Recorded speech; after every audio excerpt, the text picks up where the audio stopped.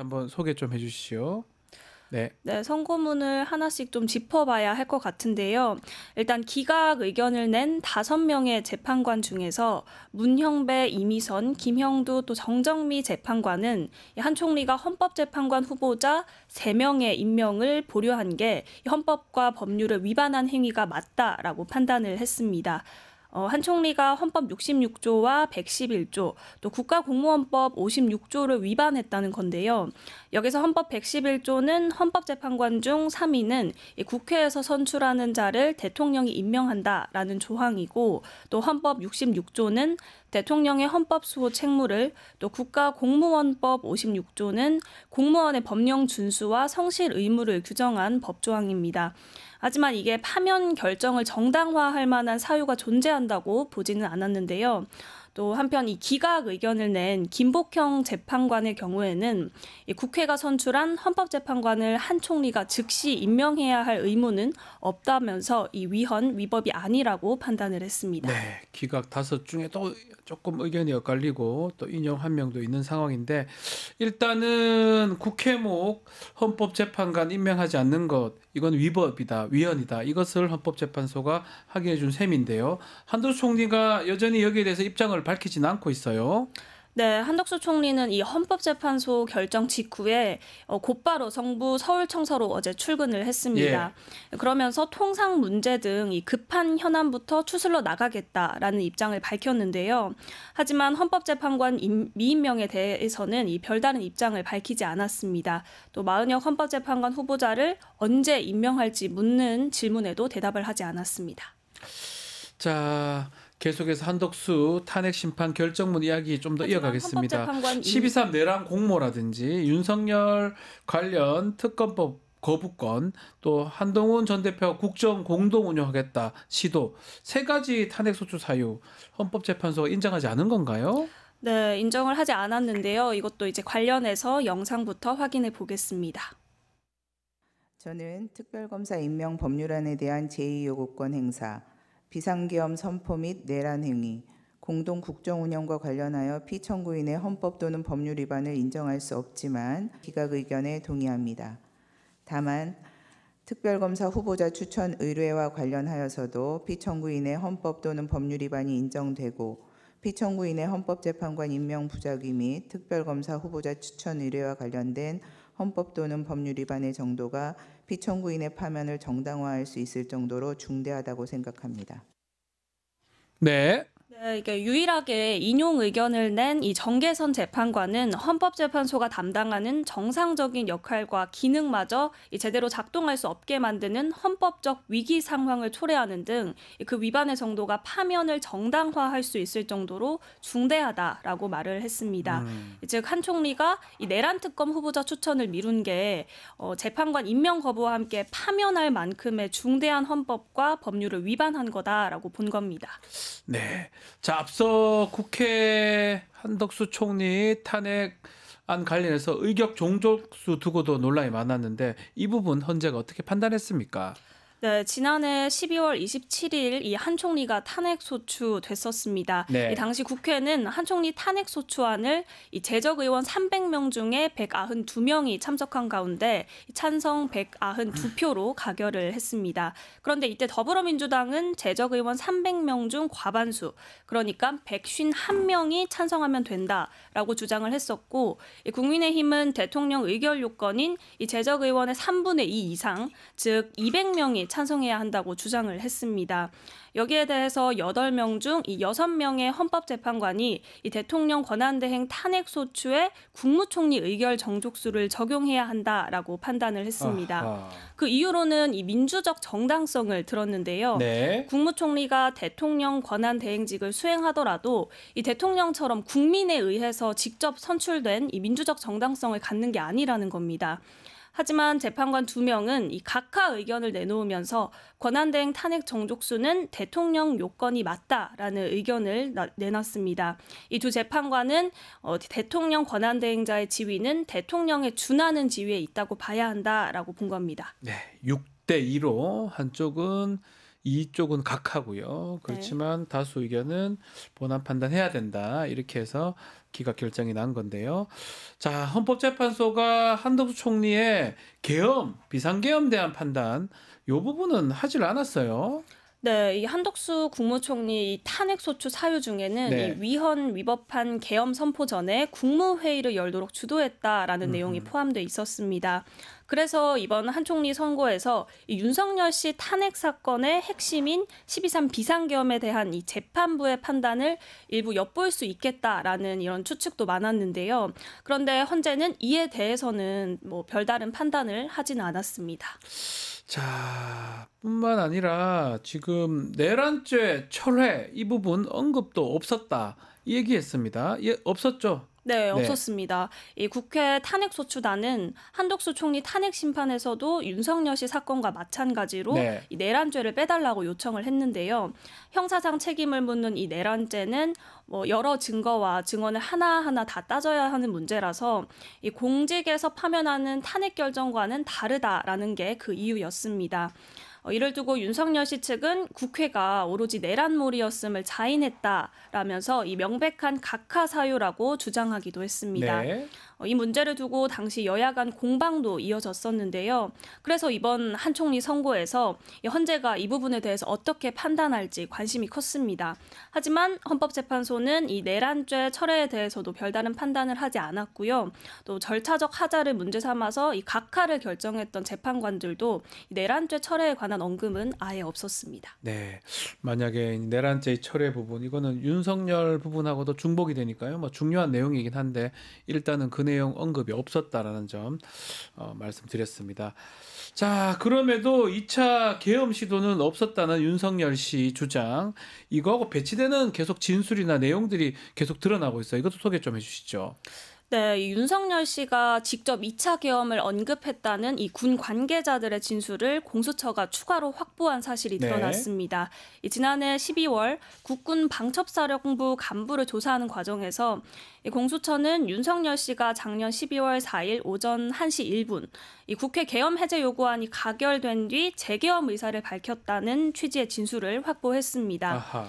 이 해당 간부는 당시 합참 결심 지원실을 찾은 윤석열 씨가 김용현 전 장관에게 이 국회의원부터 잡으라고 했는데라고 하자 이 김 전 장관이 인원이 부족했다라고 말을 했다고 진술을 했는데요.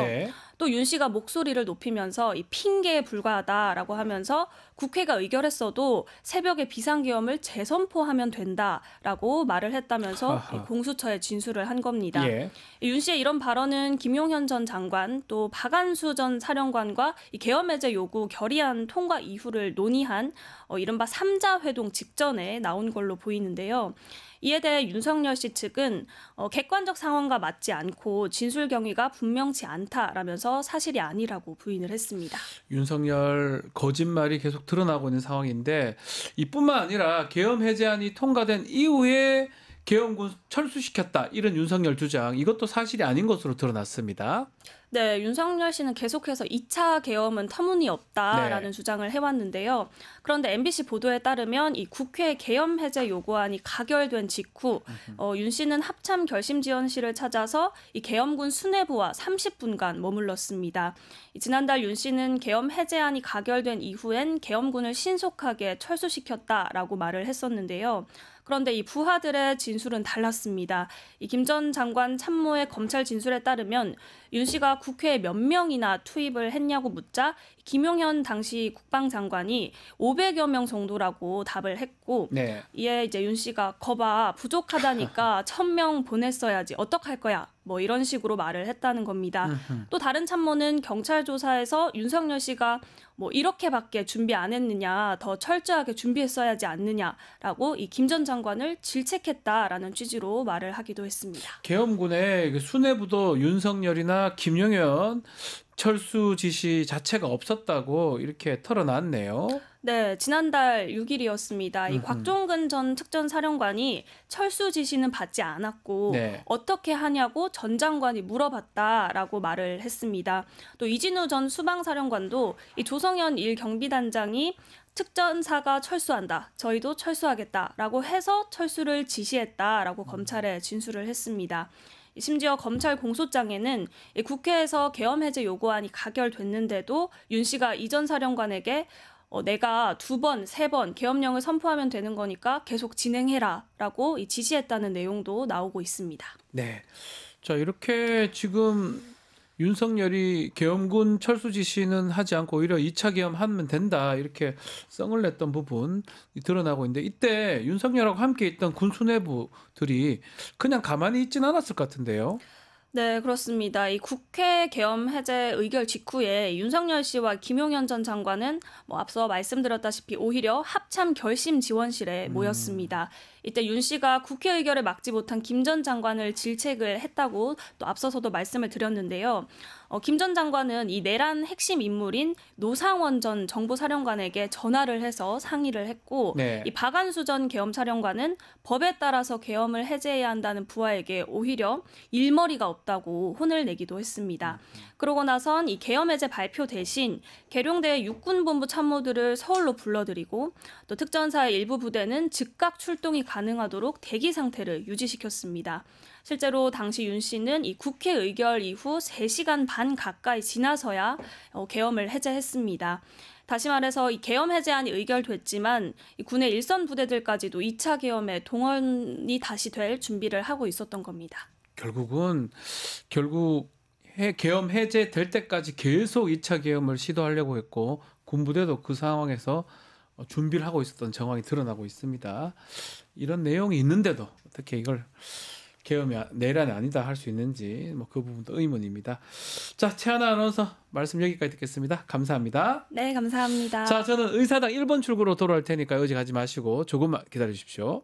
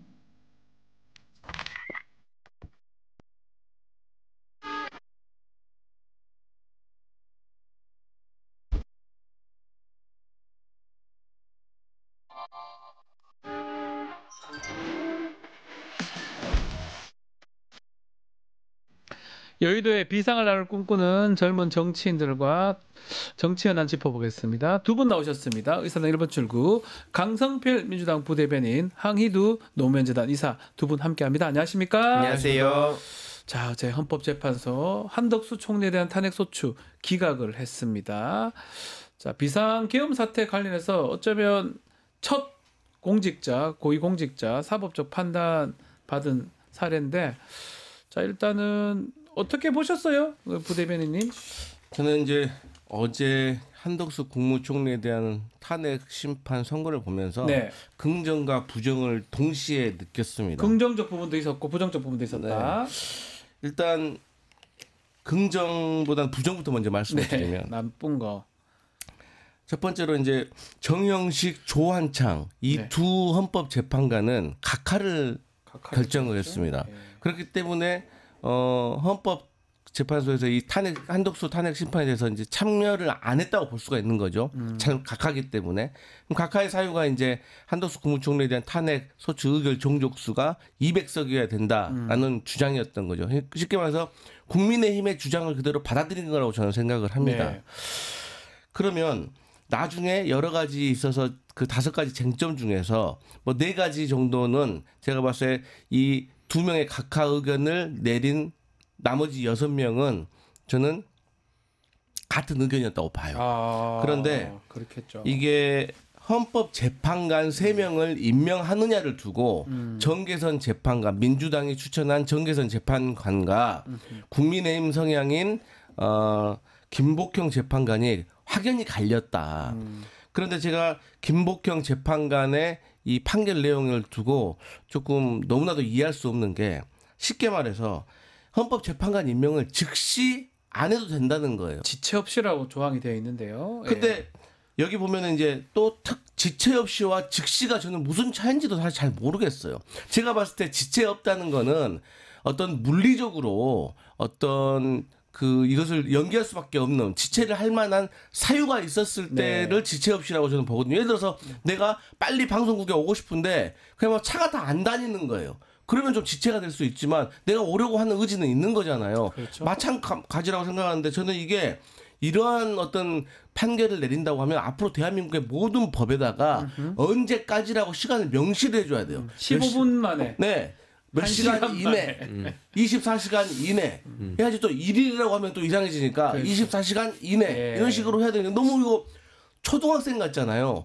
우리가 이렇게 시간을 다 명시하지 않은 이유는 우리가 다 상식을 가진 사람이기 때문인 거예요. 그러니까 상식선에 비추어서 결정이 내렸으면 따라야 되는 건데 저는 여기에 대해서 그래서 결론적으로 이 앞서서 2명의 조한창, 정영식 그리고 이 김복형 이 3명의 윤석열 대통령 탄핵 심판에 대해서 혹시 기각이나 혹은 각하를 지금 주장하고 버티고 있는 것이 아닌가. 저는 되군요. 그게 우려가 되더라고요, 사실. 그리고 이제 긍정적 부분도 있나요? 위법 사항이 있었다라는 것을 확실히 말을 해준 거죠. 그러니까 헌법재판관을 임명 거부한 것은 위법한 거예요. 국회의 어떤 선출권을 제한하고 민주적 정당성을 무시한 거란 말이에요.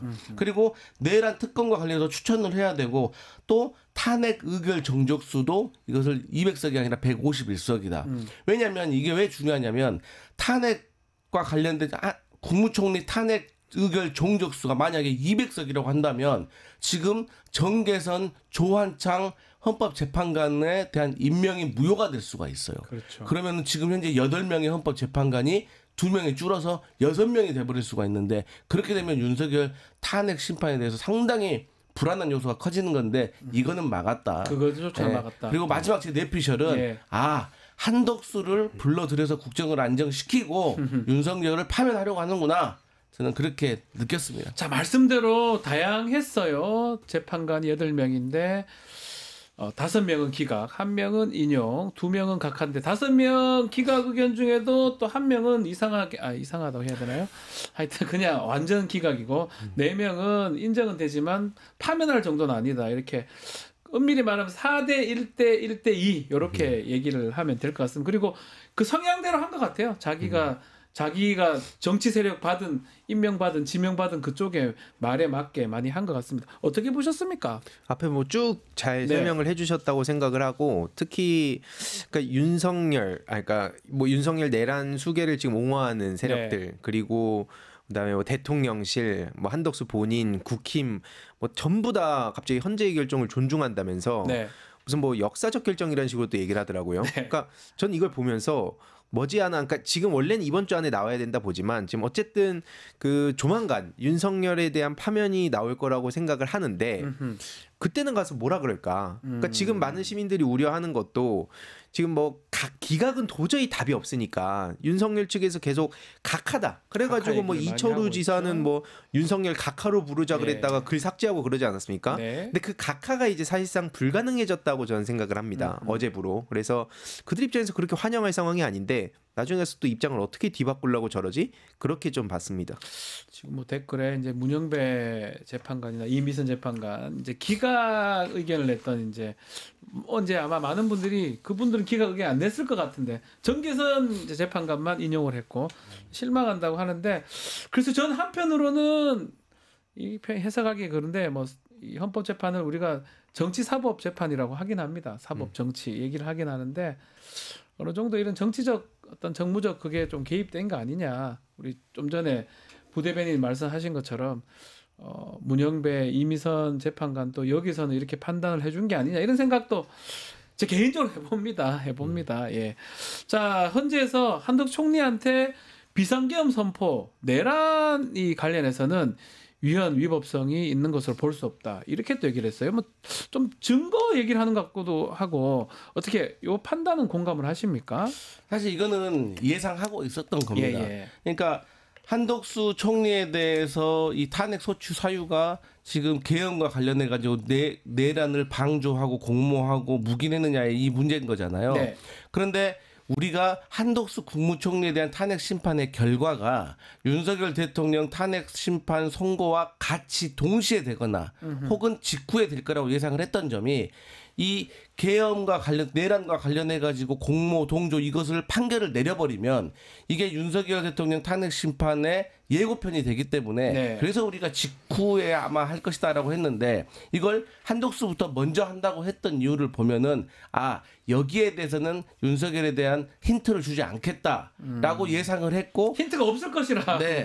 예상대로 네. 이렇게 됐죠. 그래서 뭐 판결문을 보니까 뭐 객관적인 증거를 찾을 수가 없어서 판단을 할 수가 없다라는 것이 뭐 요지인데 저는 아쉽더라고요. 네. 하지만 또 전문가들은 그 40페이지의 결정문에서도 또 이것은 윤석열에 대해서 날리려고 마음을 먹었구나 라고 또 저에게 또 말씀을 해주시는 분도 있더라고요. 윤석열 날린다는 건 어떤 의미죠? 그러니까 이 한독수와 관련돼서 이 시그널 힌트를 안 주려고 애써서 노력한 게 예. 어차피 날릴 거니까 여기서 안 하고 나머지에 대해서만 판단한 것이다. 다들 이제 사실 이렇게 오래 끌다 보니까 뭐 또 중요한 거는 한덕수 총리 탄핵도 중요하지만 뭐 가장 중요한 건 윤석열에 대한 탄핵 여부 이게 막 국민들의 최고의 관심사인데 그러다 보니까 막 이런저런 예상들을 계속 하는 것 같아요.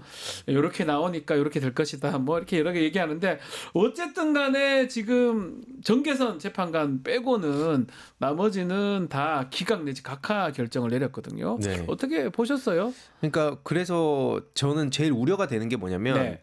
딱 그 소식을 접하자마자 이제 정계선 재판관에 대한 공격 1.4가 시작되겠다. 네.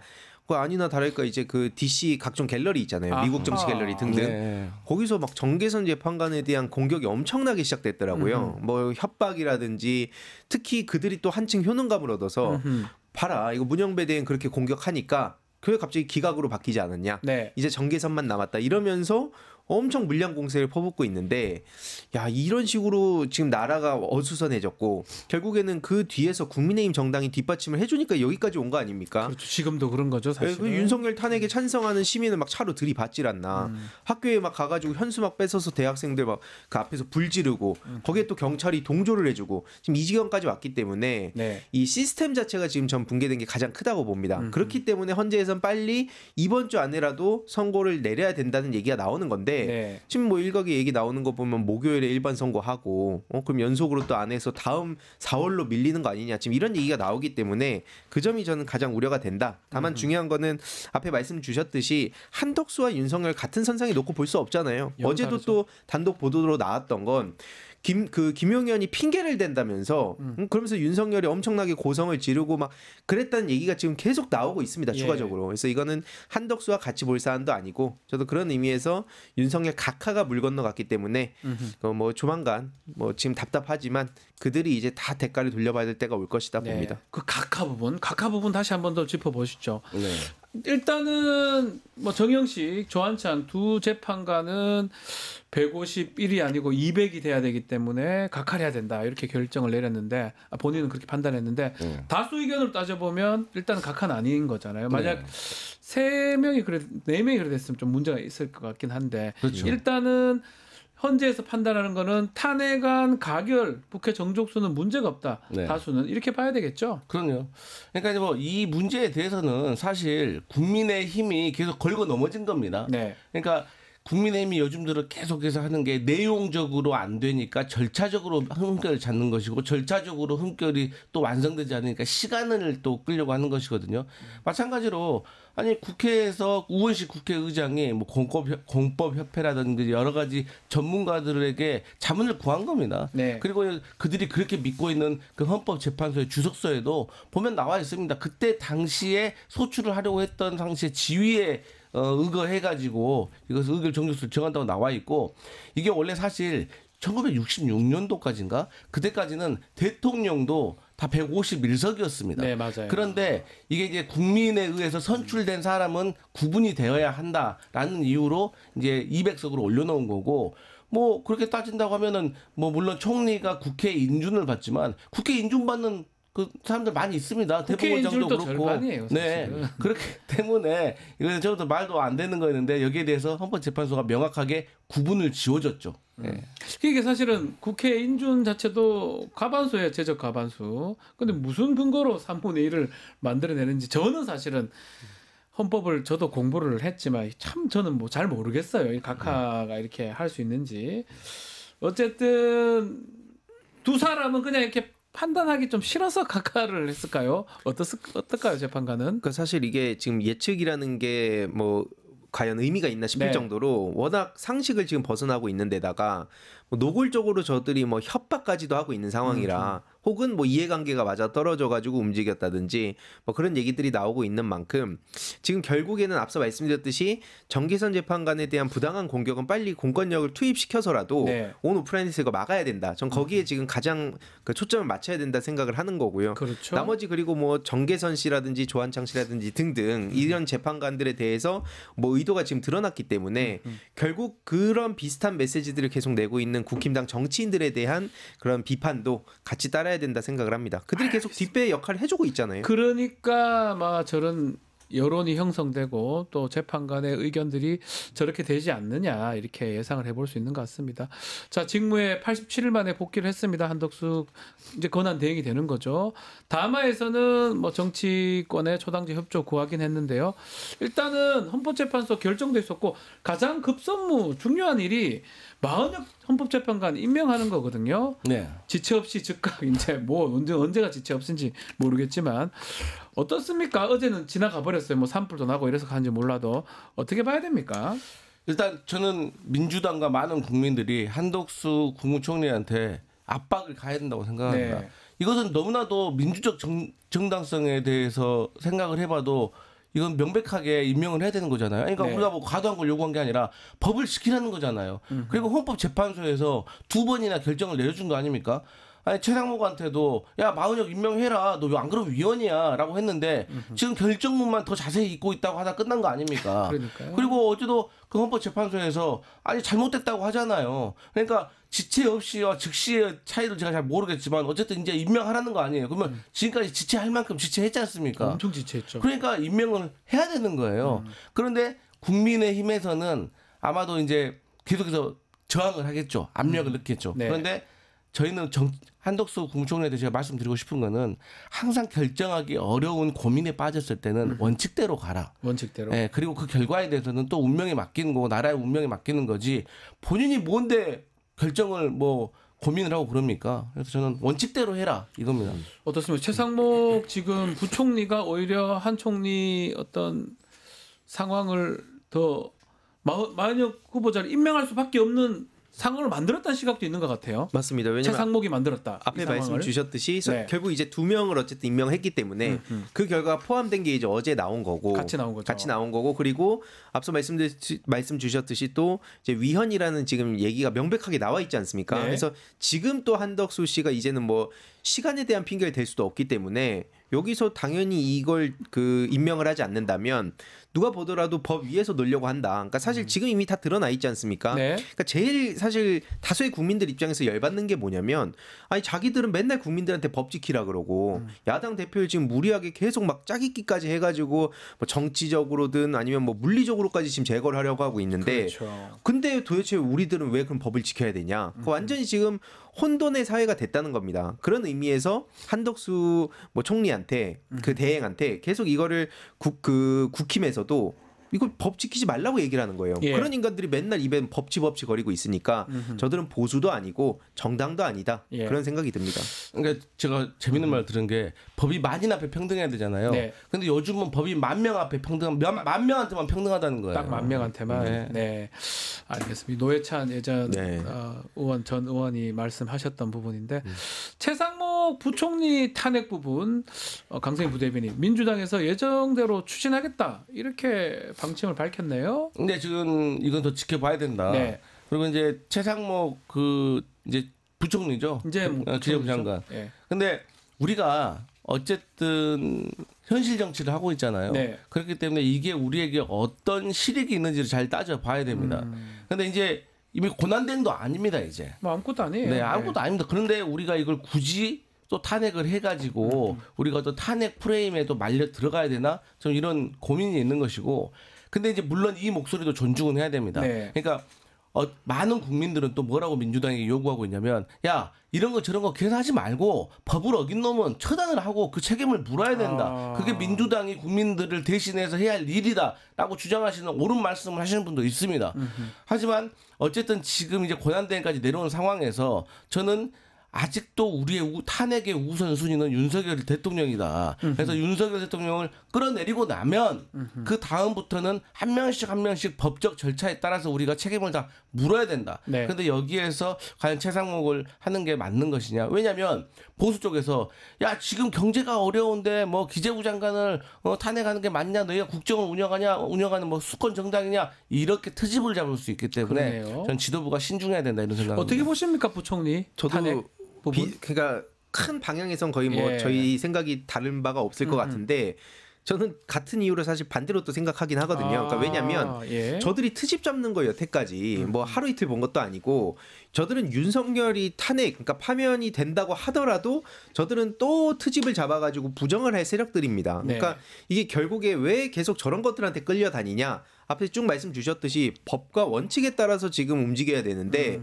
저것들이 계속 거기서 생떼를 부리는 거에 대한 역사를 또 남겨놓을 필요가 있지 않냐. 그런 차원에서 저는 최상목이 특히 뭐 미르재단 관련해서 지금 뭐 고발도 들어간 상황이라고 하는데 할 수 있는 모든 조치를 다 해야 된다. 안 그러면 국민들 속 터져서 잠을 못 잔다. 지금 밤새고 막 계속 거리로 나오는 시민들이 얼마나 많습니까? 물론 저도 이제 현실 정치라는 차원에선 정무적으로 판단하고 전략적으로 움직이는 게 중요하다고 봅니다만 지금은 이제 할 수 있는 게 없잖아요. 국민들이 거리로 나서고 민주당에서 뭐 이따 얘기 나오겠지만 천막농성하고 할 수 있는 게 그것밖에 없습니다. 그래서 할 수 있는 모든 조치를 풀파워로 해야 된다. 그런 생각입니다. 자 이제 뭐 사실 가장 중요한 거는 한덕수 총리 탄핵 심판도 중요하지만 더 중요한 게 윤석열의 탄핵 심판입니다. 한덕수가 나오면 어느 정도 윤석열에 대한 탄핵 심판 가늠할 수 있지 않냐 이런 전망도 나왔는데 어떻습니까? 뭐 전망 좀 해주실까요? 특히 시기도 중요할 것 같기도 하고요. 네, 저는 이번 주 금요일에 만약에 그 선고를 안 한다고 하면 죄송합니다. 그러면 저는 좀 4월로 넘어갈 가능성이 매우 높다. 아니 뭐 이번 주 금요일 안 하면 4월 넘어간 건 기정사실이죠. 넘어가죠. 3월. 근데 사실 4월도 이게 정말 4월 첫 번째 주냐 아니면 4월 18일 전주냐. 그러니까 두 명의 헌법재판관이 퇴임하기 직전이냐 아니면 또 그 이후로도 넘길 수 있는 거 아니냐. 그런 불안감까지 드는 거거든요. 네, 이제는요. 근데 거기에 대해서 이제 우려하시는 분들의 근거는 뭐냐면 지금 어제 우리가 한덕수 국무총리 탄핵 선고에서 봤듯이 조원창, 정영식, 김복형 이 세 명이 지금 버티기를 하는 거 아니냐. 그래서 제가 앞서 말씀드렸듯이 내용으로 안 되니까 절차로 트집을 잡고 절차로 안 될 것 같으니까 이제 시간을 끌게 하는 것 같다.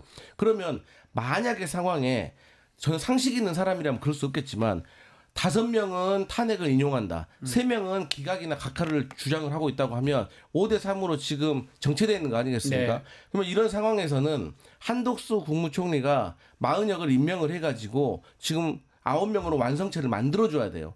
그런데 한덕수가 한 명을 넣어주면 한덕수에 의해서 이 탄핵 심판의 결과가 좌지우지되는 경우가 생길 수도 있다고 하더라고요. 그렇기 때문에 5대3으로 정체되어 가는 것이 길어질 수도 있다.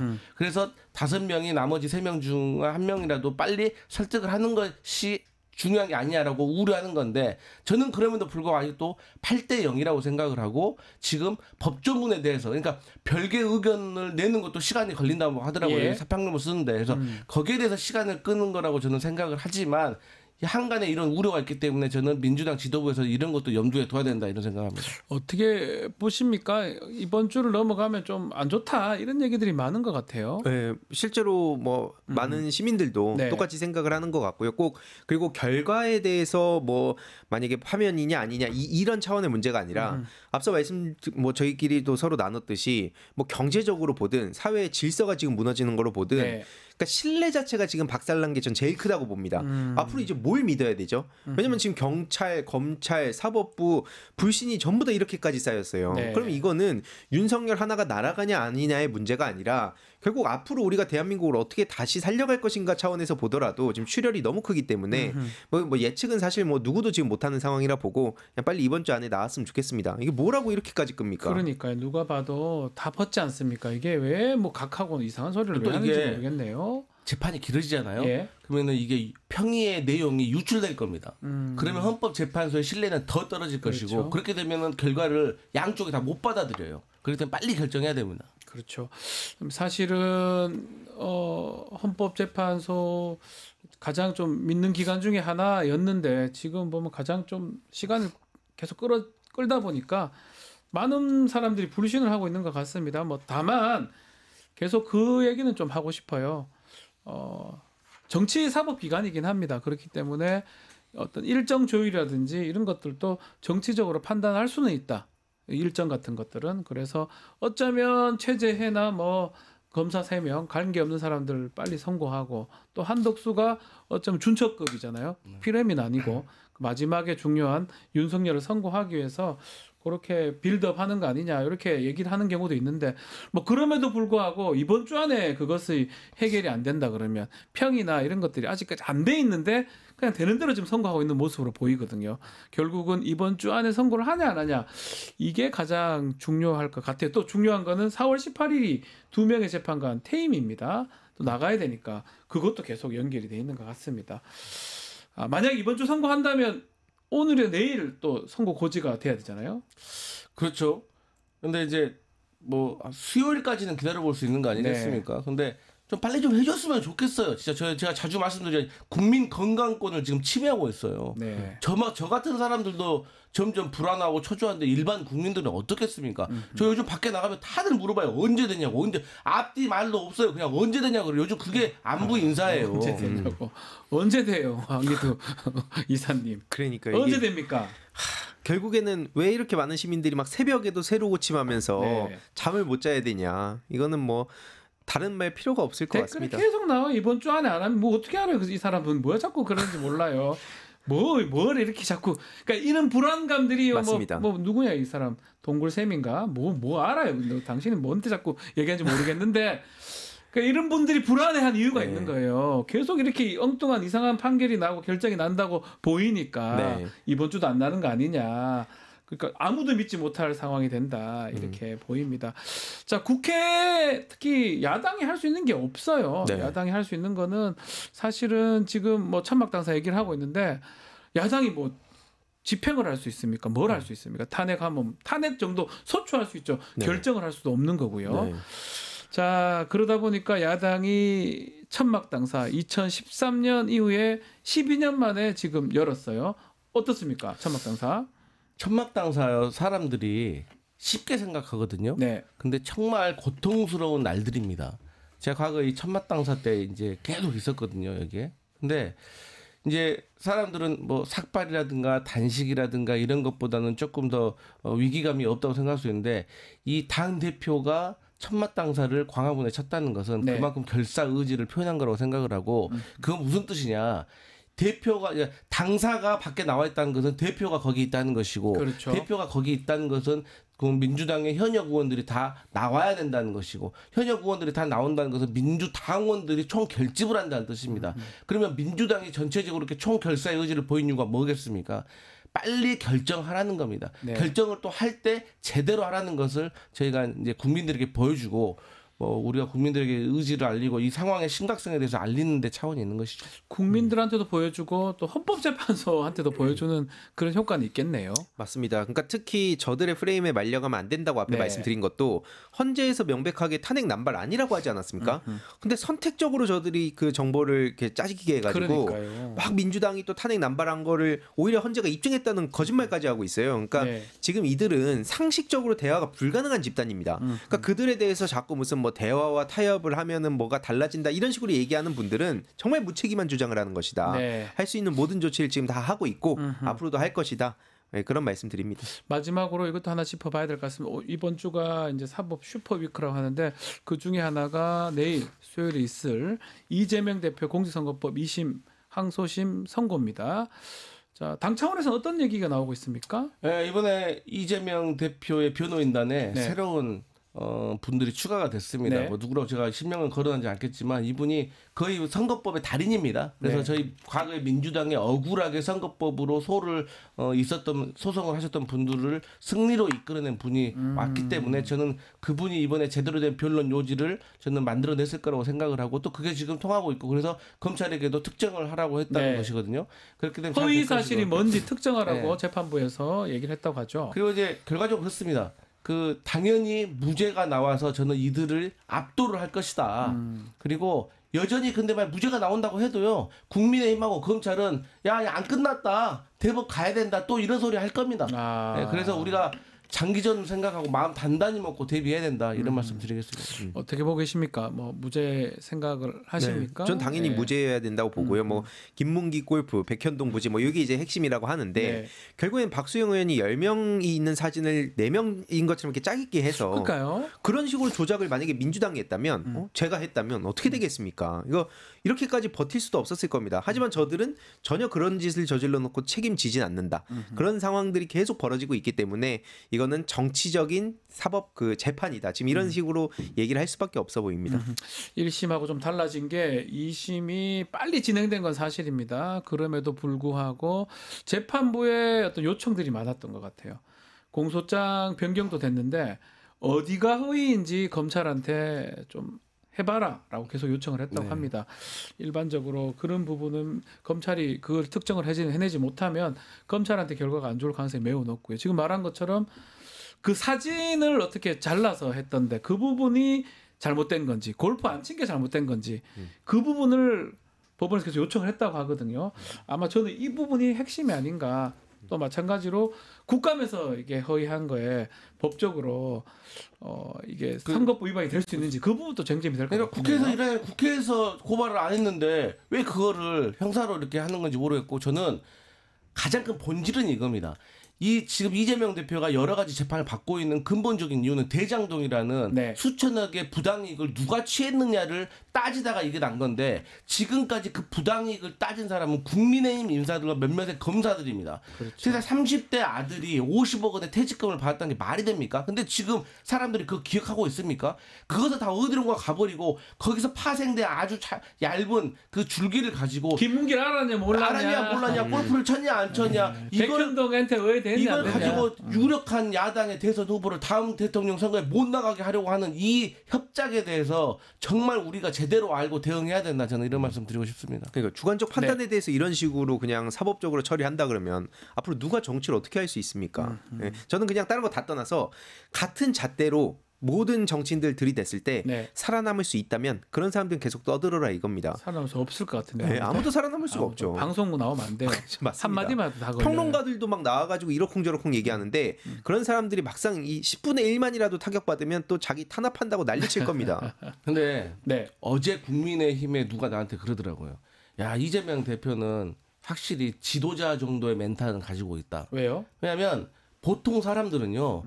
검찰 수사 한번 받잖아요. 그러면은 몇 년 동안 후유증이 가가지고 아무 말도 못한다는 거예요. 변호사님 잘 아실 거 아닙니까? 힘들어요. 근데 이재명 대표는 확실히 지도자다운 어떤 멘탈이 딱 장착이 되어 있고 어떤 신념과 의지가 있기 때문에 이 난관을 버티는 거예요. 보통 사람은 못 버틴다니까요. 저 아는 어떤 과거 전직 의원도 왜 그만두셨냐고 하니까 한번 검찰 조사 받으니까 지겨워서 못하겠다고 하더라고요. 그래서 우리가 힘을 모아서 이재명 대표 지금 내일이 이제 재판 아닙니까? 선거니까 얼마나 많은 시간, 감정이 교차하겠습니까? 그래서 우리가 힘을 줘야 된다. 이런 말씀 드리겠습니다. 알겠습니다. 자, 오늘 의사당질 1번 출구 여기서 마무리하겠습니다. 황희두, 강성필 두 분 감사합니다. 고맙습니다.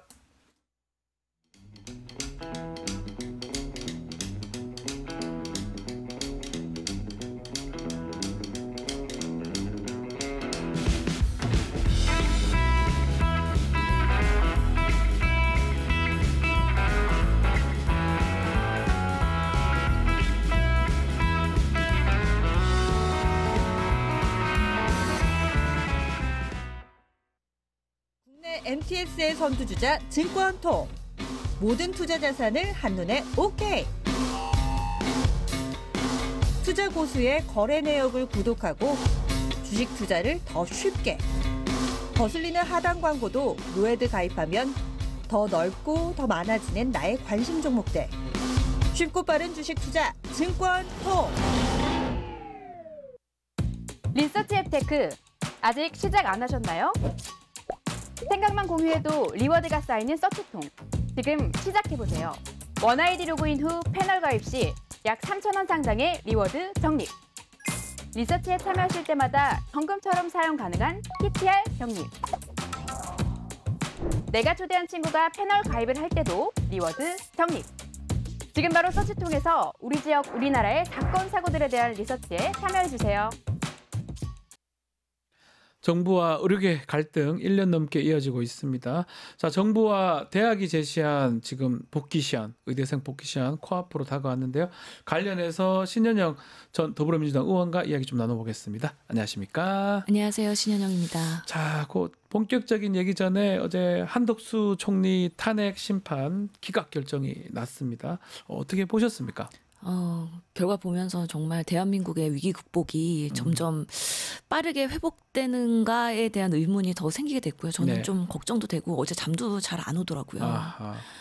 헌재 재판관들 8명이서 이렇게 갈리는 모습을 보면서 상당히 지금 여론전이 중요하구나 라는 생각도 하면서 민주당이 조금 더 파이팅 해야 된다라는 아하. 생각 들었습니다. 결국은 뭐 한덕수 총리도 중요하지만 제일 중요한 건 윤석열 그렇죠. 탄핵 부분 아니겠습니까? 어떻게 예상하십니까? 언제 또 어떤 결과? 바라건대 정말 기도하는 마음으로 이번 주에 기도를 하시는군요. 예, 네. 정말 제가 카톨릭 대학교에 또 근무하고 있지 않습니까? 네, 지금 그래서 성모병원 계시죠. 예, 신부님들도 일부 신부님들은 정말 만약에 기각된다 그러면 나 임원 갈 거야라고 하시는 분이 있을 정도로 지금의 사태가 만만치 않다라고 생각하지만 그럼에도 불구하고 윤석열 탄핵은 인용될 것이다. 그리고 지금의 노력들이 아마 지연되고 있는 것들은 가능하면 8대 0을 맞추기 위한 네. 여러 가지 그 논의들이 되고 있을 텐데 만만치는 않은 조짐들이 사실은 보인 것이죠. 그렇죠. 지금 계속 하신 말씀들이 4월달로 가면 좀 더 힘들다. 또 이번 달 안에 그래도 그나마 고지가 되고 또 선고가 된다. 이번 주 3월 이번 주 된다면 그래도 괜찮을 것 같은데 4월 넘어가고 또 4월 18일 날 두 분의 재판관이 퇴임을 하지 않습니까? 그렇죠. 그것도 연결이 돼 있는 것 같습니다. 예, 그래서 마은영 재판관도 빨리 임명을 했었어야 됐고 네.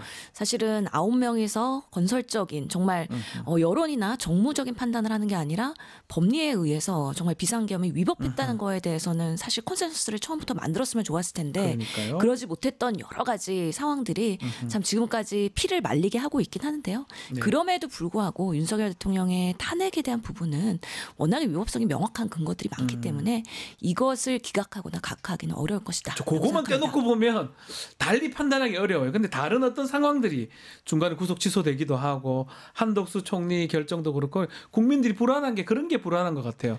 윤석열 것만 떼놓고 보면 그게 달리 어떻게 판단이 될까? 암만 몇 번 생각해도 그런데 다른 상황들이 뭔가 달리 판단될 여지로 보이지 않나 이런 것 때문에 불안한 것 같아요. 그래서 사실 뭐 정치인들은 뭐 진영의 논리에 따라서는 일부 조금은 본인들의 그런 판단이 유동적일 수는 있지만 네. 그럼에도 불구하고 헌법재판관들은 정말 우리 사법기관의 정점에 있는 분들 아니겠습니까? 네.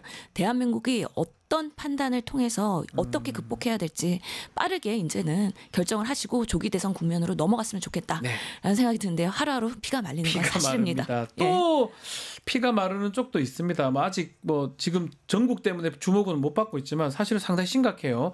의대 증원 문제. 지금 의정 간의 갈등이 해결되지 못하는 상황인데 상당히 길어지고 있습니다. 1년이 넘었잖아요. 정말 이런 초유의 사태가 있을지 예상도 못했고요. 얼마 전에도 광장에 나가 보니까 많은 사람들 제가 좀 혈압을 재드렸는데 네. 다들 혈압 올라가 있으세요. 혈압 진짜 올라가 있습니까? 네. 그래서 이게 정신적 스트레스로 인해서 정치적 상황도 그렇긴 한데 네. 우리 사회적 현상이라고 하는 의료 대란조차 환자들한테는 상당히 힘든 하루하루의 생활이었고 네. 벌써 1년이 넘어갔기 때문에 와 이렇게 오래 끌만한 그런 고집을 가지고 정부가 여전히 이런 부분에 있어서는 사실 원망스러운 마음이 큰 건 사실입니다. 지금 이제 의대 등록 대부분 학교가 지금 마감 두고 있는데 연세대학교는 마감을 했더라고요. 절반 이상 복귀는 했습니다. 어떻게 봐야 됩니까? 그렇죠. 연대, 고대 그리고 가톨릭 때도 이번 주까지 마감이고요. 거의 대부분이 3월 달에 마감을 하게 됩니다. 그런 상황에서 지금 의대생들이 돌아갈까 말 것이냐에 대한 갈등의 기로에 서 있는 건데 지금 보고되는 것들은 그래도 반 정도는 우선은 등록을 했다는 거예요. 네, 등록을 했다. 그러면 이제는 본인들이 개별적으로 판단해서 이 상황에 대해서 투쟁 방식을 어떻게 할 것인지에 대한 판단의 전환점의 중요한 기로이다. 네. 지금의 상황에서는 대학에서는 학장분들이 아주 강건하시거든요. 이번에 등록 안 하면 제적한다. 그리고 편입학 받을 수 있다. 이런 부분에 있어서 정말 실질적인 피해자가 나올 수 있기 때문에 이제는 조금 더 냉철하게 지금 상황을 판단할 수밖에 없다고 생각합니다. 그렇다면 의대생들이 봤을 때는 이번에는 조금 실제로 이루어질 수 있다 이렇게 판단하고 움직이는 거라고 봐야 됩니까? 예, 조금은 이 현상들이 도미노처럼 다른 의과대학에도 번질 수 있다라고 생각이 들고요. 실제로 2020년에도 파동이 있었습니다. 그때 의사국시의 시험을 못 본 친구들이 뭔가 소송에서 지고 그러면서 1년 지연되는 그런 상황들이 있었기 때문에 그런 선례가 있어서 더더욱이 이 친구들이 어떻게 냉정한 판단을 할지는 조금 더 지켜봐야 되는데 예전만큼의 그런 강공한 그런 목소리만이 존재하지는 않을 것 같다는 생각이 듭니다. 다른 곳들 의대에서도 복귀한 의대생들이 많을까요 앞으로? 예, 저는 과반은 그래도 될 가능성이 있다라고 생각이 드는데요. 이미 저도 이제 의과대학 교수이기 때문에 4월 달부터는 학생들이 돌아온다는 전제하에서 지금 강의의 커리큘럼을 다시 다 짰거든요. 교수시네요, 그러고 보니까. 예, 그래서 이제는 학생들이 맞이할 준비가 학교에서는 다 돼 있는 상황인데 학생들이 근데 100% 다 들어오기는 쉽지 않은 다 들어오지는 않겠죠. 예, 아마도. 여기 반목과 갈등이 해결되지 않은 상황이기 때문에 여기 내부에서도 정말 좀 분열되는 상황 그런 것들이 시간이 지연되면 지연될수록 발생할 수는 있을 것 같다는 생각이 듭니다. 복학 신청했다 하더라도 등록금이나 뭐 이런 것만 내고 수업에 참여하지 않은 학생들 그런 경우도 있을 것 같긴 해요. 그런 가능성도 배제는 못하죠. 그리고 사실은 지금 학생들이 두려워하는 거는 블랙리스트가 존재하는 것들 아니면 선배들의 보이지 않는 압박 이런 것들이 있는 것도 사실이거든요. 그렇기 때문에 이왕이면 우리가 같이 수업을 듣더라도 같이 움직여야 된다라는 좀 단일 대우 같은 그런 경향들이 있는 것이고요. 그 상황에서 용기 있게 나 혼자 강의를 들을래라고 하는 것들은 쉬운 선택은 아닌 거죠. 만약에 혼자 들어가서 그거를 옆에 다 주위 시선도 있을 것 같고 또 학생들이 그런 것 때문에 지금 이제 의과대 교수도 하고 계시지만 의원님께서 복귀를 한다 하더라도 수업이 가능할지는 의문이다 이런 얘기도 있어요. 정상직 수업 관련해서. 학생들이 이미 들어올 거면 진작에 들어왔을 친구들이죠. 그러니까요. 그렇기 때문에 지금은 의료계는 상당히 특수한 집단이기 때문에 이 의과대학 6년 그리고 수련회 5년 그리고 전문의가 되고 나서도 병원에서의 전문의 생활 평생 같이 갈 수밖에 없는 집단이고 한 달이 건너면은 누군지 다 알게 되고 그 사람들의 세평이 평생을 꼬리처럼 달고 다니기 때문에 정말 본인의 그런 판단들이 젊었을 때 자유롭지가 않은 것이 또 의료계의 특수성이자 단점이기도 하다는 생각이 듭니다. 서로 다 아니까 내가 이런 행동했을 때 낙인이 될 수도 있고 뭐 그렇게 아마 인식을 할 것 같기도 한데 자 그럼에도 불구하고 일부 의대생들이 복귀했기 때문에 의료계 내부에도 어느 정도 분열이 있는 거 아니냐 이런 분석도 나오는데요. 의료계 내부에 좀 변화 기류는 있는 겁니까? 그렇죠. 어떻습니까? 아무래도 이게 1년이 넘어가면서 1년 정도는 그래도 휴학하거나 뭐 그럴 수 있는데 2년까지 지연되게 되면은 이제는 2년 후에 재적 학생들이 더블링이 아니라 3배수가 되는 거잖아요. 그러니까요. 이게 정말 그러면은 의학 교육 측면에서 가능하냐 수업이 가능합니까? 불가능하시죠. 불가능하죠. 예, 수용 가능성도 없고 그렇다 보면은 당연히 유급이나 재적을 하면서 학생 관리하다 보면은 매년 시험의 커트라인이 더 강해질 수밖에 없고 그 더블링 되거나 아니면은 3배수로 된 졸업 학생의 학년의 해에는 인턴 들어가거나 레지던트 들어가거나 그런 것들의 정원의 한계가 있기 때문에 계속해서 의사 양성 과정에서의 그런 치열한 경쟁과 스트레스로 사실 좋은 의사들이 적재적소에 양성이 될 수 있을지에 대한 의문이 있기 때문에 바람직하지 않은 부분이라고 생각을 하는데요. 그럼에도 불구하고 장기화되는 이 피로감이 분명히 있고 정부에서도 일부 명확치는 않지만 사과를 이조 장관 그리고 조경 장관이 약간이나마 했던 부분 그리고 들어오면은 2026년에는 원점 제로에서 정원수를 다시 검토하겠다라고 얘기 때문에 신뢰는 가지 않지만 그래도 소기에 이 의대생들이 투항하던 방식에서의 목적은 일부는 그래도 얻어낸 거 아니냐에 대한 내부의 평판도 있어서요.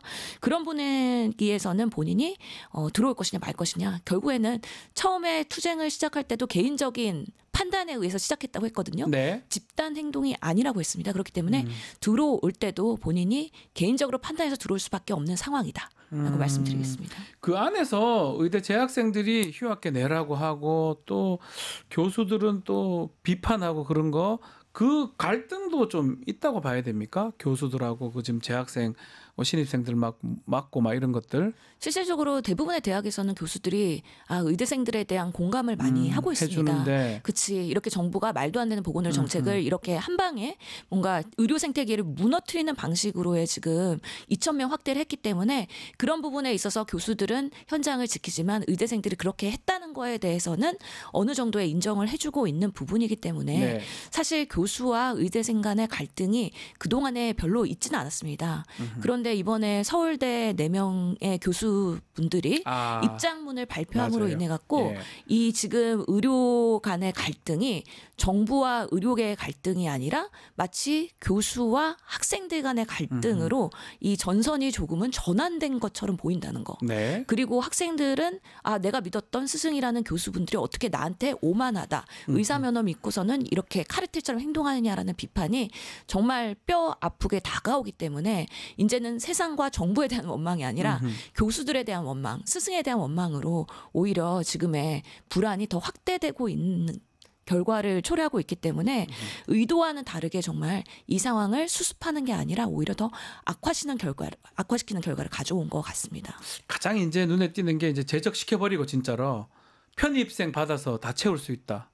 이게 가능한 얘기입니까? 원칙대로 한다 그러면 가능할 수도 있죠.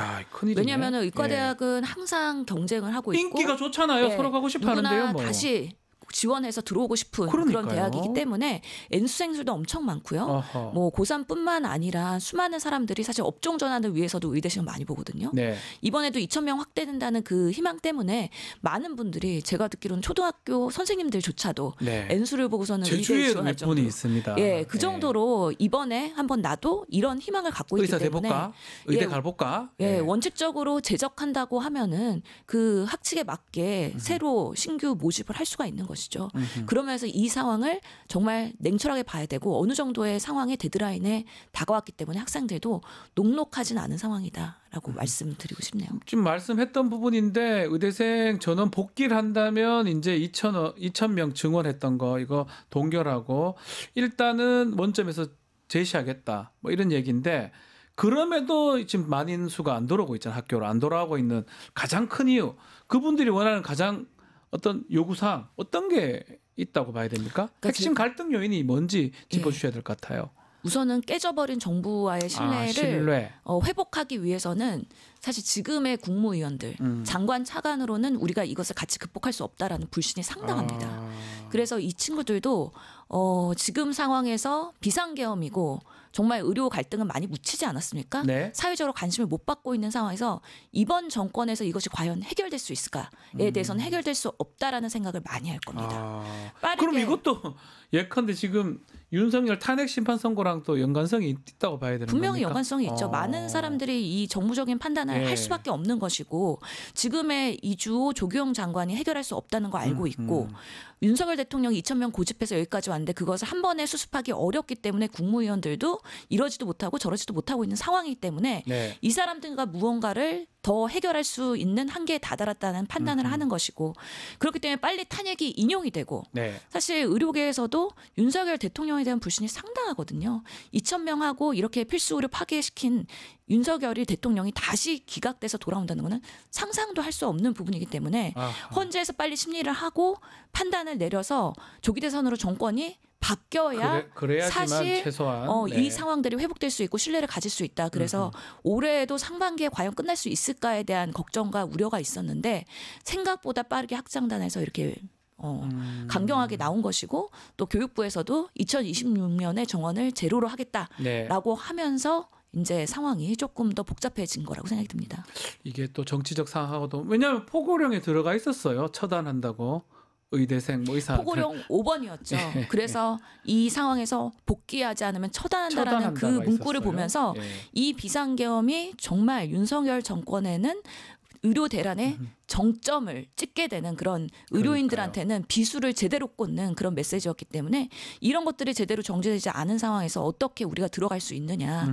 아무래도 젊은 세대들은 좀 순수하기도 하거든요. 네. 그렇기 때문에 본인의 유불리보다는 정말 잘못된 보건의료 정책이 다시는 재발되면 안 된다라는 그런 강력한 메시지들이 뇌리에는 강한 것 같습니다. 그렇군요. 자, 의대 정원 관련해서는 의료 인력 수급 추계위원회 추계위에서 설치 법안이 통과됐는데 이것도 입장차가 많습니다. 어떻게 우리가 해석하고 바라봐야 됩니까? 예, 국회 보건복지위원회에서 여야 합의로 지금 상임위까지는 통과된 상황이거든요. 추계 수급위원회를 구성을 해서 그 안에서 그러면 의대 정원을 늘릴 것이냐, 줄일 것이냐, 그냥 그대로 할 것이냐 이런 것들을 판단하는 기구를 보건복지부 장관 산하에 두게 됩니다. 보건복지부. 예, 그렇기 때문에 의료계에서 반발하는 이유는 그러면 장관이 의도를 가지고 늘리겠다고 하면 이 추계위원회조차도 그 부분에 있어서 정치적으로 따라갈 수밖에 없는 거 아니냐. 그렇죠. 그렇기 때문에 추계위원회라는 그 전문성이나 독립성이나 객관성, 정말 우리 AI 시대에 의사들이 대치된다고 하는데 의사가 그렇게 많이 필요한 것이냐 그렇지 않은 것이냐에 대한 판단을 전문성 있는 객관적 독립적 기구가 아닌 또 장관, 그러면 결국에는 대통령 산하의 기구이기 때문에 이런 부분에서의 그 위원회가 제대로 작동할 수 있는 거냐에 대한 불신들이 상당하다라고 말씀드리고 싶네요. 그 정부가 의료개혁 2차 실행 방안 발표한 거는 어떻게 우리가 해석하고 바라봐야 됩니까? 지금 그러니까 놀라운 상황인 거죠. 네. 의료계의 보건의료 정책이 여전히 대통령 직속의 의료개혁특별위원회가 운영이 되고 계속 있습니다. 운영되고 있어요. 그리고 계속 안을 발표를 하고 있어요. 예, 이것도 참. 그러니까 지금 윤석열 정권이 계속 일을 하고 있어요. 예. 그리고 보면은 3월 4일 날 국립중앙의료원 공공의료의 메카라고 하는 원장이 인사가 났습니다. 네. 그렇기 때문에 여전히 지금 윤석열 정권에서의 인사는 진행되고 있고 지금 정책은 추진되고 있다. 그러면서 의계특위가 지금 이런 비상계엄의 탄핵을 심판을 앞두고 있는 상황에서 제대로 역할을 할 수 있느냐. 그럼에도 불구하고 계속 발표를 한다는 것 자체가 네. 매우 의문스러운 부분이긴 한데요. 지금 사실은 2,000명으로 인해서 필수의료, 지역의료 다 망가졌습니다. 있던 사람도 다 떠난 상황에서 어떻게든 수습하겠다고 지역수 가지고 필수의료에서의 뭔가 보상책을 한다고 해서 이게 언발의 오줌 누기가 될 수밖에 없다. 그러면서 빠르게 이 정권이 리셋이 되고 제대로 된 신뢰받는 정권이 나타나서 이 의료개혁에 대한 제대로 된 그런 정책을 근간부터 해야 될 것 같고요. 네. 특히나 국민연금개혁 지금 뭐 이슈가 지금 되고 있는데 예. 건강보험 재정도 이제는 내년부터는 앵꼬가 날 가능성이 있습니다. 네. 그래서 적자가 계속 나게 되고 지금 의료대란 때문에 수습하려고 상당한 많은 재정들이 쏟아져 붙고 있기 때문에 불필요한 지금 예산 사용이 되고 있는데 건강보험 재정의 개혁도 제대로 근본적으로 해야 되는 부분이거든요. 해야 되겠죠. 그렇기 때문에 이렇게 예. 2차 의료개혁을 발표한다는 것 자체가 별로 현장에서는 크게 다가올 수가 없다. 네, 지금 윤석열 정부의 여기 기관에서 하는 게 과연 맞냐 이런 얘기도 하시는데 뭐 그 내용 중에 필수 의료 행위 중에 발생한 사망 사고 유족 합의하면 형사처벌 면해주는 조항. 요 조항은 요 내용은 어떻게 보십니까? 아마 이 부분도 환자단체랑의 여러 가지 그 의견들이 분분했는데 네. 실제로 정말 중환자 의학을 하거나 아니면 응급의료나 이런 뭔가 수술에 그런 정말 생명을 살려내는 과의 의사들이 지원하지 않는 경우는 중환으로 왔을 때 사망했을 때 이게 의료 사고냐 아니냐에 대한 그런 소송에 휘말리기 네. 쉬운 상황 때문에 이거는 어느 정도 의료계 내에서 보호해줘야 된다라는 것 때문에 사망을 하더라도 정말 유가족이랑 합의가 되면은 형사처벌보다는 민사로 간다라는 부분이거든요. 예. 이런 부분에서는 일정 부분 그래도 안정만 구축하는데 도움은 될 수 있을 거라고 생각을 합니다. 그렇지만 실제로는 정말 이런 제도들이 현장에서 적용이 됐을 때 의사들이 그런 필수를 나 지원하겠어. 정말 안전하네? 라고 신뢰할 수 있을지는 의문이기 때문에 아직까지는 조금 더 체계적인 안전망이 구축돼야 되는 거고요. 교통사고가 나면은 보험이 작동하는 것처럼 그렇죠. 의료사고가 났을 때는 예. 보험이 작동할 수 있는 책임보험도 같이 담겨져 있기 때문에 그런 것들이 조금 더 의료기관에 편안하게 환자를 볼 수 있는 그런 시스템으로 작동하기 위한 노력은 계속돼야 된다고 생각합니다. 실손보험 개편에서 의료계 반발의 목소리 나오는데 이건 어떻게 보십니까? 실손보험이 사실은 우리 병원에 가면은 급여는 그래도 건강보험에서 어느 정도 커버되는데 비급여 비용들이 워낙 비싸기 때문에 그러니까요. 사보험으로서 우리 국민들이 대부분이 많이 들고 있지 않습니까? 다 들었죠, 거의 다. 저희 네. 집에도 지금 가족 수대로 되어 있는데요. 다 들어있죠. 개혁한다고 하면 할수록 이 실손보험이 사실은 처음부터 사보험이기 때문에 회사에서 손해보지 않도록 잘 프로그래밍을 하고 끝까지 보정해 줘야 된다는 원칙이 있어야 되는데요. 네. 개혁을 하면 할수록 실손보험 회사들만 이익을 봅니다. 그리고 보험 가입자들은 계속해서 보험료율이 올라갑니다. 네. 이런 방식으로의 개혁이 국민들한테 공감을 받을 수 있을까에 대해서는 오히려 환자들의 혜택을 줄이는 방식으로 개혁은 공감하기 어렵다. 그래서 이런 부분조차도 이번에 포함이 돼서 발표가 됐는데요. 조금 더 충분한 논의가 필요하다.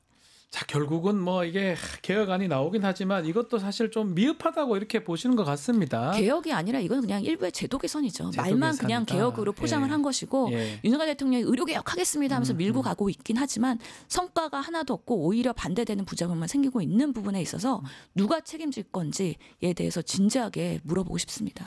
의원님께서는 마지막으로 이런 지금 상황을 좀 해결할 수 있는 대안이라든지 방법 어떤 게 있다고 보십니까? 또 전문가시기도 하니까요. 예, 이미 말씀드린 것 같은데 우리 정말 보건의료 정책과 의료와 건강은 정치와 뗄래야 뗄 수가 없거든요. 네. 좋은 정책과 정치를 구현하기 위해서는 좋은 사람들이 중요한 결정을 해야 된다고 봅니다. 저는 정권이 바뀌게 되면 우리 보건의료의 장차관부터 좋은 사람들이 정말 현장의 목소리를 잘 듣고 신뢰를 회복할 수 있는 인사들이 임명됐으면 좋겠다라는 바람이 있고요. 약간 보니까 윤석열이 2,000명 막 주장할 때 보건복지부의 고위 공무원들이 아니면 장차관들이 별 그거 없이 그냥 막 했던 것 같아요. 그냥 지시 받고. 안타까운 지금 게 보면 그런 느낌이잖아요. 예, 공무원 출신의 장차관이기 때문에 상대적으로는 소신보다는 예. 그 정권의 그런 지령에 따라갈 수밖에 없는 딜레마가 있었을 겁니다. 아마도 그런 예. 부분에 있어서 제대로 된 전문성 있는 사람들이 그런 정책을 입안한다면 조금 더 현장의 목소리 그리고 환자들이 이렇게 불편하지 않는 방식으로의 이런 사단을 내는 방식은 적어도 하지 않을 거 아니냐라는 생각이 들어서 이번에 제대로 된 실패 경험을 했거든요. 네. 좋은 사람들이 좋은 정책을 할 수 있도록 국민들께서 빠르게 헌재의 인용 결정과 그러니까요. 그리고 다 관련이 있어요. 예, 좋은 투표 재판소. 참여, 좋은 대통령 그리고 인선까지 우리의 삶과 너무 피부에 와닿아 그러니까요. 있다라는 생각이 듭니다. 그 헌법재판소 결론이 국가적으로 중요한 거 뭐 당연한 거지만 그 중에 그 포고령에도 나와 있고 지금 의료 부분, 의정 갈등 부분도 사실 매우 중요하고 이거 해결할 수 있는 가장 첫 단추는 헌법재판소 결정이 아닌가 싶거든요. 그 결정이 나고 그래야지만이 이 켜켜이 쌓인 갈등들이 좀 해결될 것 같은데 그래서 그 말씀 계속 하시는 거네요. 예, 지금 헌재가 상당히 여론을 의식하고 있고 네. 헌재 앞에서의 목소리가 탄핵 인용이냐 기각이냐에 따라서 흔들릴 수도 있다라는 얘기까지 들릴 정도예요. 그렇기 때문에 우리가 조금 더 목소리 중지를 모아야 될 것 같고요. 네. 지금의 결론이 정말 대한민국의 앞으로의 100년을 결정할 거라고 보고 민주주의 회복을 위한 그런 힘을 합태는데 우리가 좀 행동을 해야 되지 않나라는 생각이 듭니다. 알겠습니다. 자, 오늘 말씀 여기까지 듣겠습니다. 지금까지 신현영 전 더불어민주당 의원과 함께했습니다. 감사합니다. 감사합니다. 자, 뉴스토마토 구독자 이벤트 하나 소개해드리겠습니다. 지금 실시간 채팅창 참여하시면 매일매일 2,000 통통 쿠폰 지급해드립니다. 2,000원 상당의 할인 쿠폰을 지급해드리는데요. 채팅창 링크에 있는 통통모랩에 가입하신 뒤에 회원 고유번호 코드 실시간 채팅창에 한 번만 붙여넣기 하면 이벤트 참여하실 수가 있습니다. 자세한 것은 실시간 상단 고정 링크 그리고 아래 더보기란 참고하시면 됩니다. 이어서 뉴스 인사 프라임 진행이 됩니다. 오늘은 서초의 봄 코너입니다. 자, 조금만 기다리십시오.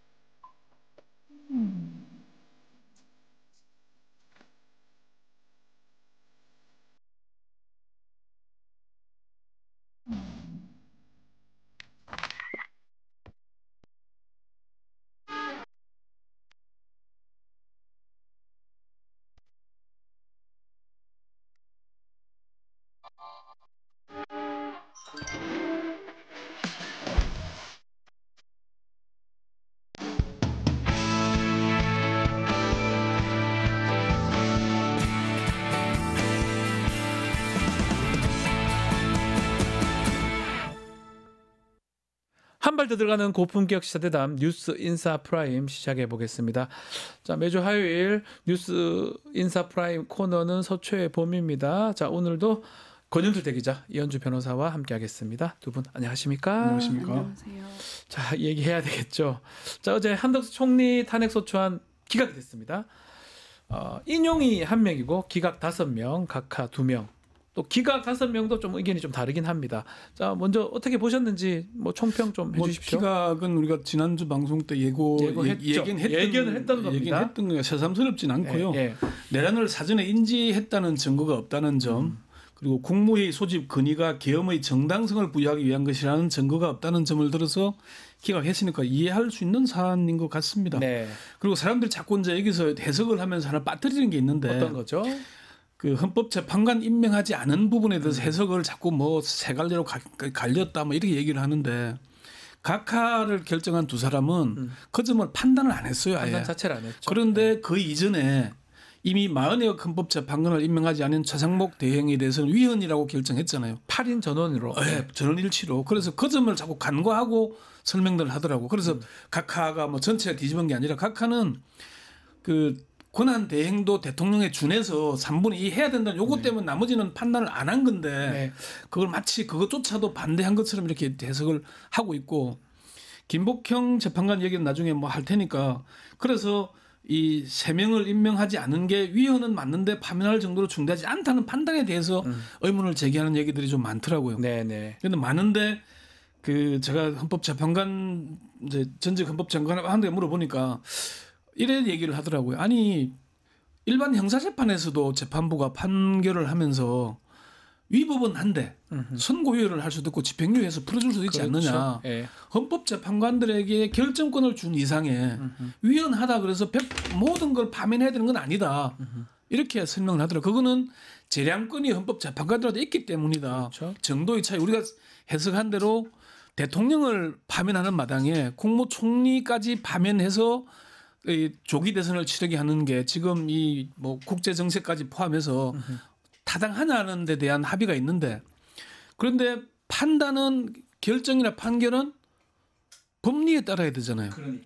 그러니까 이걸 법률을 구성하는데 얼마나 머리가 아팠을까. 저는 이 결정문을 보면서 아 정말 머리 굴린다고 참 고생했겠구나 하는 생각이 들더라고요. 예. 그렇게 봐지는데 다른 사람들은 이게 각하하고 기각이 나왔으니까 윤 대통령도 그래서 5대3 기각이다 뭐 온갖 해석들이 나오는데 그 좀 난무하는 건 다 뇌피셜로 그냥 실제로 그 이제 3명 기각 둘 또 그리고 각하 둘하고 기각 중에 이제 1명 김복형이죠. 재판관 때문에 5대3 되는 거 아니냐 윤석열 막 그런 얘기도 있는 것 같아요. 총평 좀 해주십시오. 어제 재판 결과. 저는 각하는 대단히 놀라웠고요. 왜냐하면은 뭐 법률 문헌에 대한 해석은 사전적 의미 그대로 문헌을 해석할 건지 아니면은 좀 규정을 만들면서 미흡한 점이 있으니까 취지나 목적을 살려서 거기 부합하게 한목적적 해석을 할 것인지 이런 오래된 이슈가 있잖아요. 그러면 대통령은 국회 의결 정족수는 어떻게 한다라는 거지 대통령이라고 명확히 돼 있어요. 대통령 직무를 수행하는 자는 아닙니다. 권한대행은 포함되지 않습니다. 그래서 문헌적 해석에 의할 때 이거 너무 각하 의견 너무 확대 해석한 거다. 그리고 문헌에 맞지 않다고 생각하고요. 각하 의견 두 분. 그렇죠. 그리고 한목적적 해석으로 보더라도 이건 헌재 결정문 탄핵에 대한 헌재 결정문을 보면 굉장히 우리 눈에 자주 띄는 문구가 있습니다. 국민에 대한 신임을 뭐 위반했는지, 국민의 신임을 배신했는지 이런 문구가 있는데 그 우리가 선거를 통해서 대통령에게 부여하는 민주적 정당성과 그 대통령이 임명하는 국무총리는 다르죠, 명백히. 그렇죠. 그래서 이건 각하 의원은 좀 너무하다라고 너무 나갔다라고 생각합니다. 법리적으로는 그런데요. 그 두 사람이 각하지 않고 기각을 하면은 의견을 내기가 결정문을 쓰기가 참 어려울 겁니다. 아, 그런 그리고 의미에서, 예. 그러면은 속내가 드러나게 되는 것도 있어요. 그래서 제가 볼 때는 이 그림을 그리느라고 우리가 그 얘기를 지난번 설명했잖아요. 예. 동시에 할 거냐 아니면은 총리를 먼저 할 거냐 대통령을 먼저 할 거냐 이런 고민을 할 거다라고 했잖아요. 왜 그러냐면은 대통령을 파면한 다음에 한덕수 총리를 기각해서 임무에 직무에 복귀시키면은 최상목 권한대행이 지금 권한대행을 하고 있는 와중에 총리로 이제 다시 갈 수 있느냐. 네. 이런 논란이 일어날 수 있는 것도 있어요. 그래서 총리를 권한대행으로 복귀시킨 다음에 파면해서 하는 게 절차적으로 맞다는 결론이 맞았을 것이고 그런데 기각을 하면서 대통령이 파면되는 마당에 총리는 앉혀야 된다고 여기 설명할 수는 없잖아요. 네. 법리적 구성을 해야 되다 보니까 방법이 이렇게 된 것 아닌가. 아마 이 두 사람 재판관은 본안에서 판단하기 좀 부담스러워서 이 각하를 해버렸다. 이렇게 각하면 나머지 사안에 대해서는 볼 필요가 없으니까 판단할 필요가 없잖아요. 예. 그리고 그 주장을 권한대행도 헌법재판소에서 결정 이미 해본 거잖아요. 네. 아 권한대행이 대통령과 방금 이현주 변호사 설명한 대로 아 직무는 같지만은 신분이 다르구나 하는 걸 우리가 분명히 알 수 있는 결정을 한 거잖아요. 뭐 그런 의미가 있는 거죠. 네. 아 그렇게 보자면 해석을 하자면은 아 얘기는 했던 대로 아 네. 그런 절차대로 가는구나.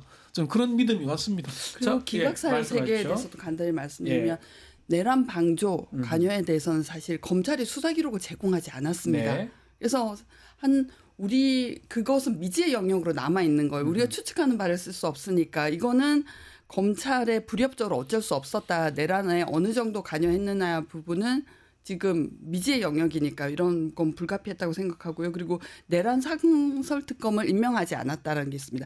처음에 기억하시겠지만 내란 상설 특검법 이 원래 있었고 거기에 따라서 특검만 임명하면 되는 거였거든요. 그렇죠. 추천 의뢰를 하면 되는 거죠. 근데 임명하지 않았는데 그 부분에 대해서는 기각 사유로 보긴 했지만 그 이후로 너무 많은 결과적 해고론적 관점이긴 하지만 너무 많은 혼란이 야기됐어요. 수사권이 누구에게 있느냐, 검찰에게 있느냐, 그리고 서로 핑퐁을 치기도 하고 그다음에 구속 취소가 됐는데 즉시 항고를 하지 않았죠. 네. 그리고 김성훈 경호실 차장에 대한 영장을 다 검찰이 꺾었죠. 네. 그래서 회고론적으로 보면은 이 내란 상설 특검을 추전 임명하지 않는 바람에 너무 많은 혼란이 야기됐어요. 네. 그래서 이 현재 재판관들이 일반 국민들이 느끼는 이 정국에 대한 불안하고 온도는 현저히 다르다는 걸 깨닫고 참 좀 무감했습니다. 아니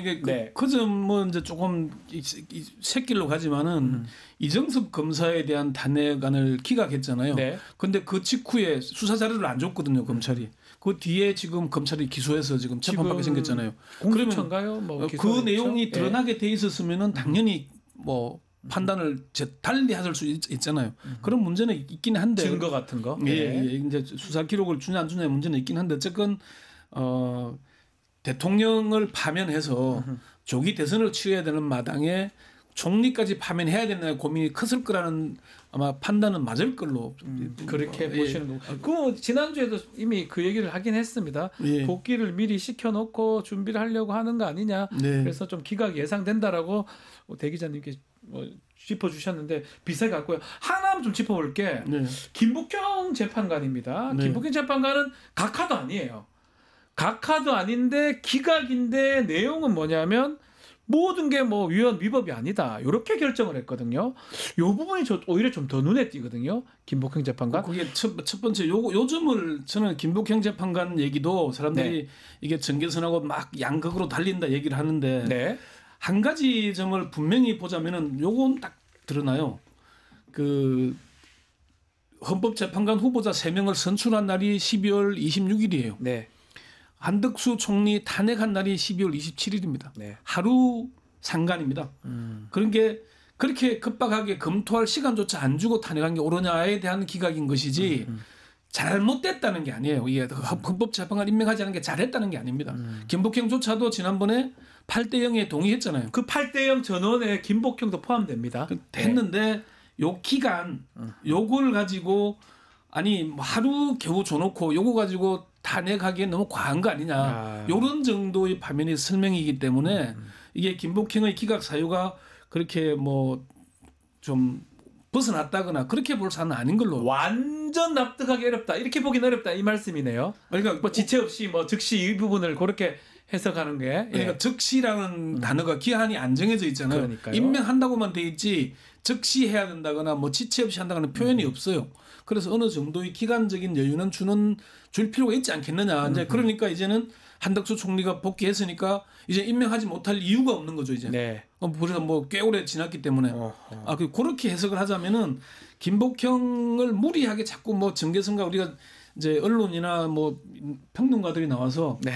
갈등 구조를 만드는 게 훨씬 잘 먹히잖아요. 그래서 저는 그렇게 봅니다. 예. 네. 저는 이현주 변호사님. 어떤 사건을 그때 즉시해서 보느냐 지나서 보느냐는 다른 관점이 다른 필터가 있고 다른 관점이 있지 않습니까? 그래서 그때 12월 26일 27일 상황은 정말 급박했어요. 왜냐하면 4월 18일 문영배 헌재소장 권한대행하고 이민선 헌재재판관의 임기가 만료됩니다. 그러면 정말 불구가 되어버리거든요. 그때 국민들의 속은 까맣게 탔어요. 그래서 정말 하루도 제대로 숨 쉴 수 없는 상황이었는데 이걸 이제 와서 그러면 이제 대통령 탄핵이 안 되는 거나 안 될 수 있느냐 하는 심리가 안 되고 탄핵 결정이 안 되는구나 하는 불안감이 끌어오던 때라서 그렇죠. 그때는 정당했다고 봐요. 저는 정말 이건 급하게 필요했고 그래서 결국은 최상목 권한대행의 권한대행도 임명해 나갔던 거고 그래서 그때는 굉장히 시급하고 필요했다. 근데 지금 관점에서 뭐는 이제 이런 갖춰졌으니까 이거 해당하지 않아라고 하는 김복현 재판관도 타당하지만 그때는 그 나름대로의 상황은 충분히 합리적이고 필요했다고 생각합니다. 근데 오히려 재판관이 나중에 판단해 보니까 저는 오히려 기각을 택한 이제 다수 4명의 판단 중에 이런 얘기가 있잖아요. 그 한덕수 총리가 3명을 임명하지 않은 게 최상목 권한대행이 2명을 임명함으로써 해소된 점이 있다 그러는데 이건 사실 좀 제가 보니까 정말 한 총리를 복귀시키기 위한 좀 논리적 모순이 억지 논리가 아니 행위자 이제 판단해줘야 뒷 행위자를 가지고 그걸 정당성을 부여할 이미 8명에 대해서 그 8명이 다 판단해버렸어요. 이거 임명 안 한 거 위헌이라고. 그렇기 때문에 이걸 가지고 사람들이 뭐 의견이 크게 나뉘었다 이게 볼 건 아닌 것 같고 한 총리를 복귀시키기 위한 논리 구성에 참 머리를 많이 썼구나 고생 많이 했구나 하는 생각이 저는 들었어요. 또 하는 말이 헌법재판의 특징이 이제 헌법교과서 다수설이 정치사법, 사법정치라고 봅니다. 정치대로 사법대로 두 개를 합친 거라고 보기 때문에 지금 뭐 당연합니다. 지금 한덕수 총리가 뭐 지금 현직에 돌아갈 수도 있고 안 돌아갈 수도 있고 조기 대선 치러야 될 수도 있고 이런 것 이게 다 정치적 부분 아니겠습니까? 고려하지 않을 수 없겠죠. 제가 이제 헌법재판관을 지낸 분들한테 물어보니까 야 그런 것까지도 고민해야 되냐? 위반됐으면은 당연히 위헌이면은 탄핵하는 게 맞지 않냐 그러니까 당연히 그런 걸 본다. 봐야 된다. 헌법재판관은 단심제이기 때문에 회복할 기회가 없잖아요. 그렇기 때문에 국가의 미래, 전국 국정의 안녕. 이거 대외 신인도 이런 걸 판단할 수밖에 없다라고 하더라고요. 자 그렇다면 이제 두 분은 좀 더 심도 깊게 이렇게 오늘 분석을 좀 해주셨는데 중요한 건 사실은 윤석열 탄핵 심판 아니겠습니까? 네, 그렇죠. 그거의 전초전이고 그거 하기 위해서 이제 이걸 미리 한 거다 이렇게 얘기를 하는데 이 한덕수 총리 선고를 보면서 윤석열 탄핵 심판 예측을 좀 볼 수 있는 점도 있을까요? 대 기자님부터 한번 말씀을 좀. 이게 이제 선출 절차를 바꿔서 한덕수 총리를 먼저 임명했잖아요. 바꿔버렸어요. 이때까지 계속 하다가 체제 때는. 이거는 그러니까 방금 말씀드린 대로 헌재가 윤 대통령 파면 기각 결정문을 쓸 법률가가 어디 있겠어요? 정상적인 법률가라면은 지금 정당 소속 사람들이야 뭐 정당의 이해관계에 따라서 주장하는 거니까 국민의힘 쪽 소속돼 있거나 뭐 그쪽 지지하는 사람들이 하는 얘기는 논외로 하고. 객관적으로 그런 입장이 아닌 사람들 법률가들 물어보면 두 분도 뭐 법률가시니까 기각 사유를 쓸 논지가 없잖아요. 논리가. 명백하게 국민들이 다 쳐다봤는데 아니 비상계엄의 요건에도 맞지 않고 국무회의 절차도 안 거쳤고 무장 군인을 국회와 중앙선관위 헌법기관에 내보냈고 이런 것들이 파면하지 않을 이유가 없는 거잖아요.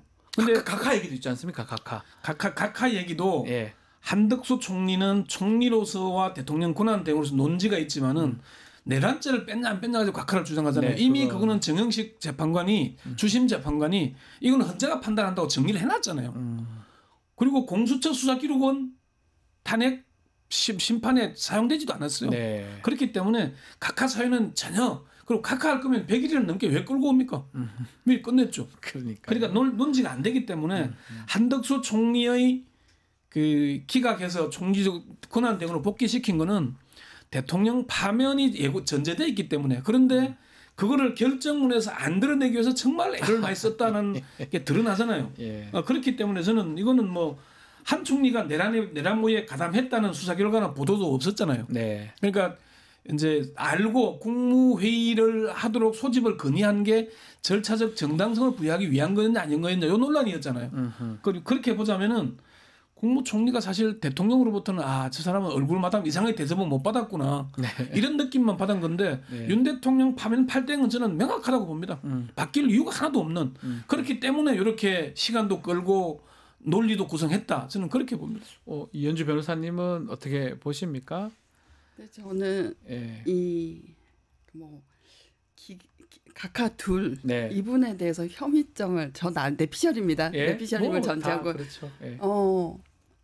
그 3월 둘째 주를 일정을 다 비워놨어요. 네. 헌재 선고도 그래서 사실은 그 다음 그 주 금요일이나 그 다음 주에 됐어야 하는 거거든요. 네. 근데 왜 이렇게 끌고 있느냐? 그래서 많은 사람들이 의심하는 이재명 민주당 대표의 26일 선고하고 발맞추려는. 내일 그래서 선고. 그러니까 도덕성의 무게를 도덕성하고 어떤 법률 위법한 행위의 무게가 같지는 않지만 이쪽도 날리고 저쪽도 날리고 그래서 이러면 이렇게 시간을 벌면 뭔가 새로운 계기가 나타날 것이다라는 어떤 그 여당의 영향을 받고 있는 것이 아닌가. 그래서 저는 결론에 대해서 뭐 발목을 잡는 것은 결코 아닐 거라고 결론 달라질 일 없을 그렇지만 것이다. 그 기일을 선고 자체를 늦추기 위한 뭔가 그 물밑에서의 움직임을 보이는 분들이 있을 것 같다. 이견을 보이고 그러면서 근데 그 이견을 뭐 직접적으로 선고기를 이때로 잡아야 합니다라고는 할 수 없으니까 자기는 뭐 소수 의견을 이렇게 쓸 테니까 시간을 달라라던가 뭐 증거를 수사 기록을 증거로 채택하기 위해서는 좀 더 형사소송법 개정이 있었으니까 피의자 신문 조서에 대해서 증거 능력을 어떻게 부여할 것인지에 대해서 그간의 개정이 있으니까 이전의 헌재 결정문하고 달리해야 한다라고 하면서 시간을 끌고 있는 분이 몇 분 있을 것이고 그분은 좀 의심이 된다라는 정도만. 그렇다면 뭐 중요한 거는 사실은 이제 시간이 이만큼 왔어요. 이번 주 안에 되느냐 이제 이게 가장 핵심 아니겠습니까? 그럼 이제 이번 주 안에 못할 이유는 사라진 것 같고요. 이제는 사라졌다. 내일 이재명 대표 이시 항소심 선고가 있고 그리고 이제 목요일 날 정기 선고일로 일반 사건 선고를 한다 그랬는데 그래서 일주일에 3번은 안 잡는다. 또 그냥 얘기를 있긴 하지만 뭐 관행 얘기를 하더라고요. 그러니까 관행과는 아무 관계없이 28일은 하지 않을까. 사실 우리가 지금 14일이냐 21일이냐 가지고 이제 뭐 고민해 왔는데 28일까지 왔는데 4월로 지나가면은 헌법재판관들도 국정 혼란이 계속 이어지고 있다는 점을 충분히 알고 있을 거기 때문에 저는 이번 주 금요일은 하지 않을까. 늦어도 28일에는 금요일 그리고 통상 금요일 해왔기 때문에 28일은 할 거라고 저는 그렇게 강력히 믿습니다. 뭐 그렇게 하리라고 봅니다. 그렇게 또 해야 되는 거죠. 이제는 뭐 헌법재판관들이 그 정도는 해야 될 걸로 봅니다. 그런 정도의 소양 의식은 있을. 이현주 변호사님도 이번 주 안에 될 것이다. 이때까지 거의 뭐 예측이 뭐 시사평론가 뭐 해서 다 틀리는 바람에 저도 뭐 말을 아껴야 할 것 같아요. 알겠습니다.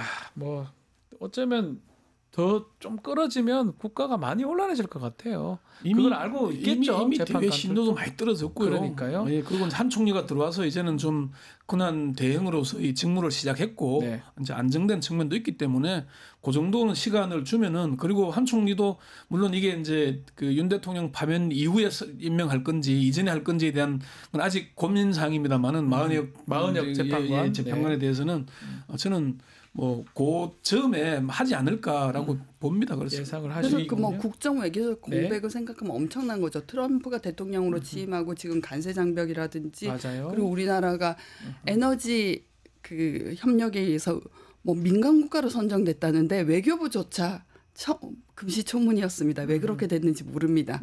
이런 걸 생각하게 되고요. 또 러시아가 굉장히 그 북한에 대한 신뢰를 표명했죠. 북한이 이렇게 굉장히 조직되고 뭐 우수하게 훈련된 인력을 보내주는 덕분에 우리가 승리할 수 있었다. 그러면 우리나라는 어떻게 될 것인가? 우리나라하고 러시아와의 자원 뭐 수출입 관계는 천연가스가 중요하잖아요. 어떻게 될 것인가?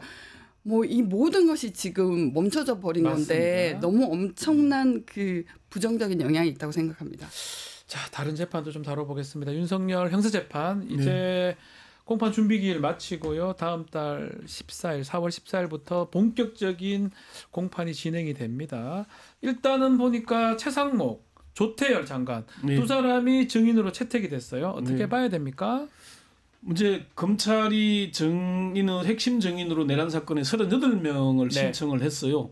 그러니까 다음 달 14일부터 이제 본격적인 증인 신문이 시작될 텐데 이게 이제 최상목 경제부총리와 조태열 외교부 장관이 채택이 됐고 아마 이때부터는 이제 윤 대통령도 이제 파면된 신분 자연인 윤석열 피고인으로 출석하지 않을까 뭐 그렇게 봅니다. 뭐 변호인들은 이런 그 검찰의 공소 내용을 모두 부인하긴 했습니다만은 이게 부인하더라도 뭐 이건 뭐 재판 진행에는 차질이 없지 않느냐 뭐 그렇게 보고 일단 어제 공판에서는 이제 그 검찰과 변호인 쪽이 저 문제로 이제 그 수사 기록 문제 수사권이 정당하냐 안 하냐 뭐 근데 검찰은 공수처뿐만 아니라 검찰의 보안 수사, 경찰 사건도 같이 통합했기 때문에 그러니까요. 보안 수사는 명백히 있다는 쪽이기 때문에 별 차질 없이 진행되지 않을까. 그러려면은 이제 윤 대통령은 파면돼서 자연인 윤석열 피고인으로 내란 우두머리 혐의로 재판을 받아야 되지 않을까 저는 그런 것까지 생각을 해보면 빨리 결정이 나야 돼요. 이게 또 고려하고 14일 날 일정이 잡힌 것 같은데 자 어제도 보도 중에 하나가 좀 눈여겨봐야 될 게 뭐 계속적으로 얘기됐던 거긴 합니다. 계엄 해제 요구안이 가결된 직후에도 윤석열이 계속 국회의원 잡아내라라고 김용현 전 장관 질책했고 뭐 재차 3차 하면 되지. 그리고 군부대도 사실 그 주위에 계속 있었던 거 이런 것들이 다 확인되고 있거든요. 이 부분도 사실은 저는 지금 2차전 하는 거지만 중요한 것 같아요. 2차 계엄의 가능성이 있었던 거 아닙니까? 그렇죠. 박근혜 대통령에 대한 탄핵 결정문의 탄핵 사유가 뭐 수사에 불응하고 있어서 헌법 법률 수호 의지가 보이지 않는다라는 건데 이것이 그 국민의 대표인 국회의 뜻을 따를 의사가 전혀 없는 걸 보여주잖아요. 그럼 이 사람은 정말로 시한폭탄과 같은 존재다라고 생각할 수밖에 없을 것 같아요. 그러니까 그 시간대 우리가 얘기를 몇 번 다뤘는데 1시 1분에 해제 결의안이 국회에서 통과했잖아요. 그런데 4시 27분까지 3시간 반 가까이가 흘러갔잖아요. 왜 흘러갈 이유가 없었거든요. 그러니까 바로 하면 되는데. 그러니까 그 얘기는 대통령이 결심 지원실에서 법률 검토를 했다는 게 해제에 대한 법률 검토할 게 뭐 있어요. 국회 또 해제되는 건데 끝난 건데. 그 얘기는 결국은 제2 계엄을 하면 된다. 그리고 7공수, 13공수가 대기하고 있었다는 얘기도 있잖아요. 그러니까 이런 얘기들까지 종합해 보면은 이 진술이 공수처가 이제 합참 관계자나 이런 진술을 확보한 거거든요. 방첩사령부 관계자들 복수의 관계자의 진술이고 당시에 정황도 명백하게 윤 대통령이 그 새벽에 제2 계엄을 선포하려고 했다라는 의심을 하기에 충분한 것 같다. 그래서 이게 헌법 수호 의지는 도대체 없는 사람이고 입만 열면 거짓말하는 사람이기 때문에 명백히 빨리 대통령직에서 내려놔야 된다는 해야 된다고 연결이 됩니다. 이것도 뭐 다른 재판이긴 하지만 뭐 어차피 첫 계엄 자체가 위헌이었는데 그리고 본인으로서는 합리적 선택이었어요. 첫 번째가 위헌이었는데 두 번째 못할 이유가 없지 않습니까? 자기를 보호하기 위해서 어쩔 수 없는 사람이 결국은 이걸 보면 돌아봤을 때 또 할 가능성 매우 높다는 거죠. 저는 100%라고 봅니다. 저도 뭐 그렇게 보기 때문에 그런 것들을 헌법재판관들이 이 의도를 가만히 놓고 보면은 윤 대통령의 구상이 이승만 전 대통령의 발췌개헌 이후에 삼성개헌을 갔던 그 방향 그리고 박정희 전 대통령의 유신 전두환의 비상계엄 선포 이런 것들을 다 참조해서 정말로 이 사람이 그런 의지를 꿈꾸지 않냐. 장기 집권 의지를 꿈꿨던 게 아닌가 하는 게 드러나는 겁니다. 그래야 이게 그림이 전체가 맞아 떨어져요. 왜 이렇게 서둘렀고 했는지에 대한 게. 그리고 자기 뜻대로 하지 않으면은 도대체 못 견디는 사람이니까. 그러네요. 그런 점을 보면 될 것 같습니다. 이런 것들도 헌법재판관들이 좀 알고 아시겠죠? 충분히 알아야 됩니다. 충분히 감안했을 걸로 안 되겠죠. 하나만 좀 더 짚어보겠습니다. 내일입니다. 이재명 대표 2심 선고 예정이 돼 있습니다.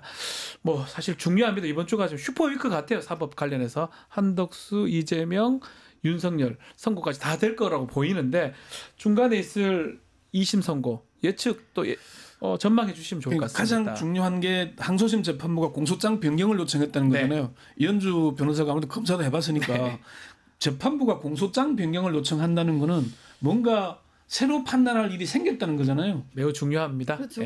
이 공직선거법에 보면은 적시해야 하는 대상 사실에 대해서 한정적으로 나열하고 그렇죠. 있습니다. 학력 뭐 이런 거죠. 학력, 경력, 재산, 행위. 그런데 뭐 김문기를 알았다 몰랐다라는 건 기억이나 인식 아니냐. 이걸 요건 사실에 맞게 뭐 정확히 뭐가 허위인지에 대해서 좀 더 명확성을 기할 필요가 있다라고 요구했다는 거죠.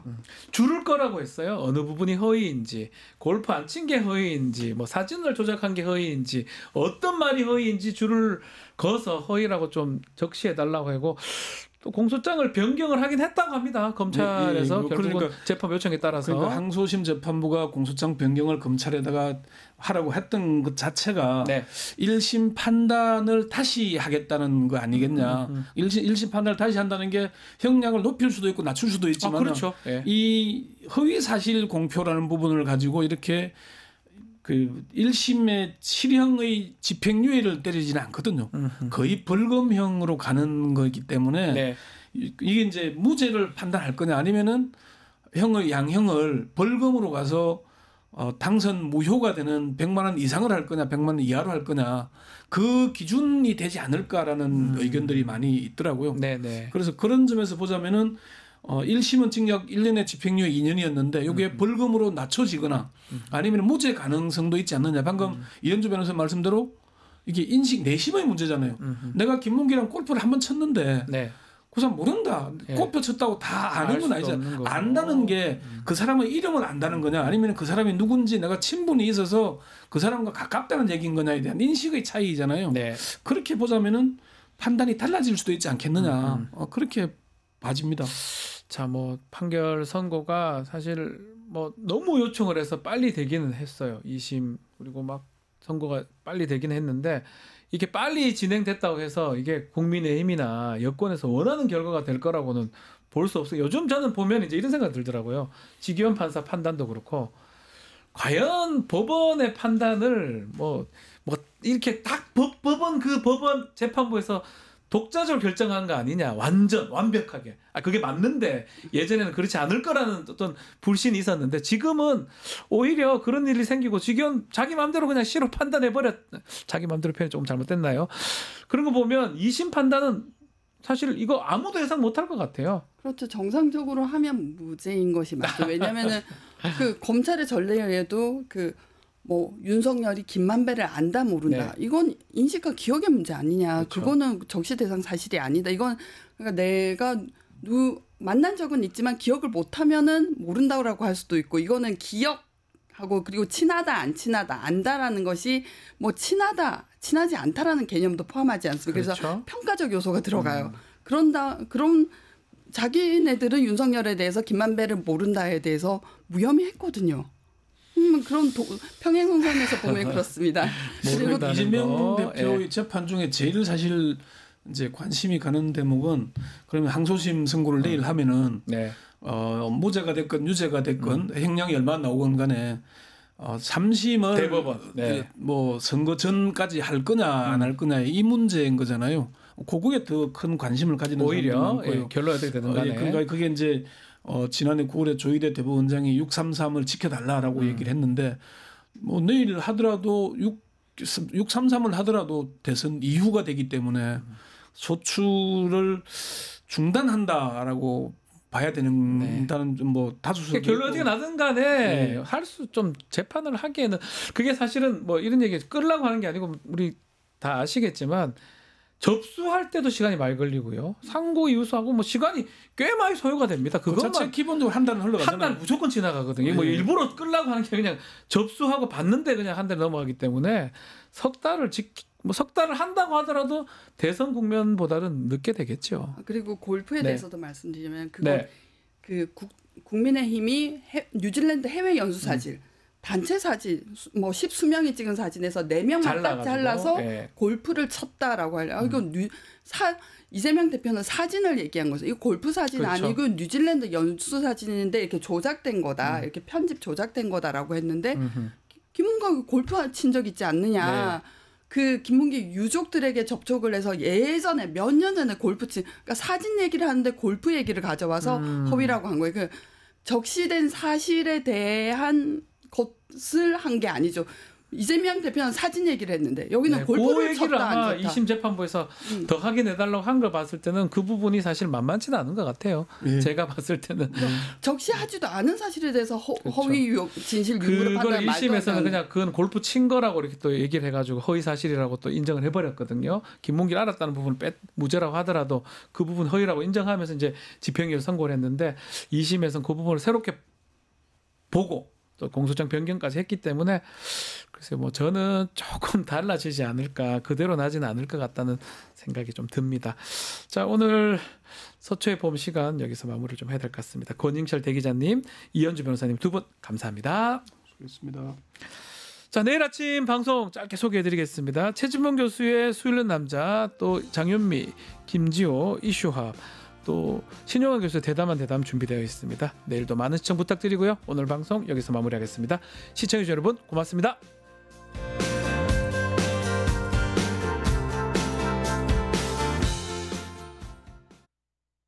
뉴스토마토 K평화연구원이 12.3 내란을 막아낸 시민영웅 1000명 찾기 프로젝트를 진행합니다. 비상계엄 선포 이후 국회, 광화문, 남태령, 한남동 공관, 헌법재판소 등지에서 내란을 막고 탄핵소추를 이뤄낸 시민영웅 1000명을 찾아내 대한민국 민주주의의 역사로 기록하고 시상의 본보기로 삼음으로써 민주주의를 더 널리 확산하기 위한 프로젝트입니다. 이 과정에 직접 참여했거나 참여자를 추천해 주실 분들은 우측 제보하기 QR코드나 아래 메일로 추천 및 제보해 주세요. 민주시민 여러분의 많은 참여 바랍니다. 뉴스토마토 K평화연구원과 함께 해주실 분들의 추천, 제보 및 후원을 기다립니다.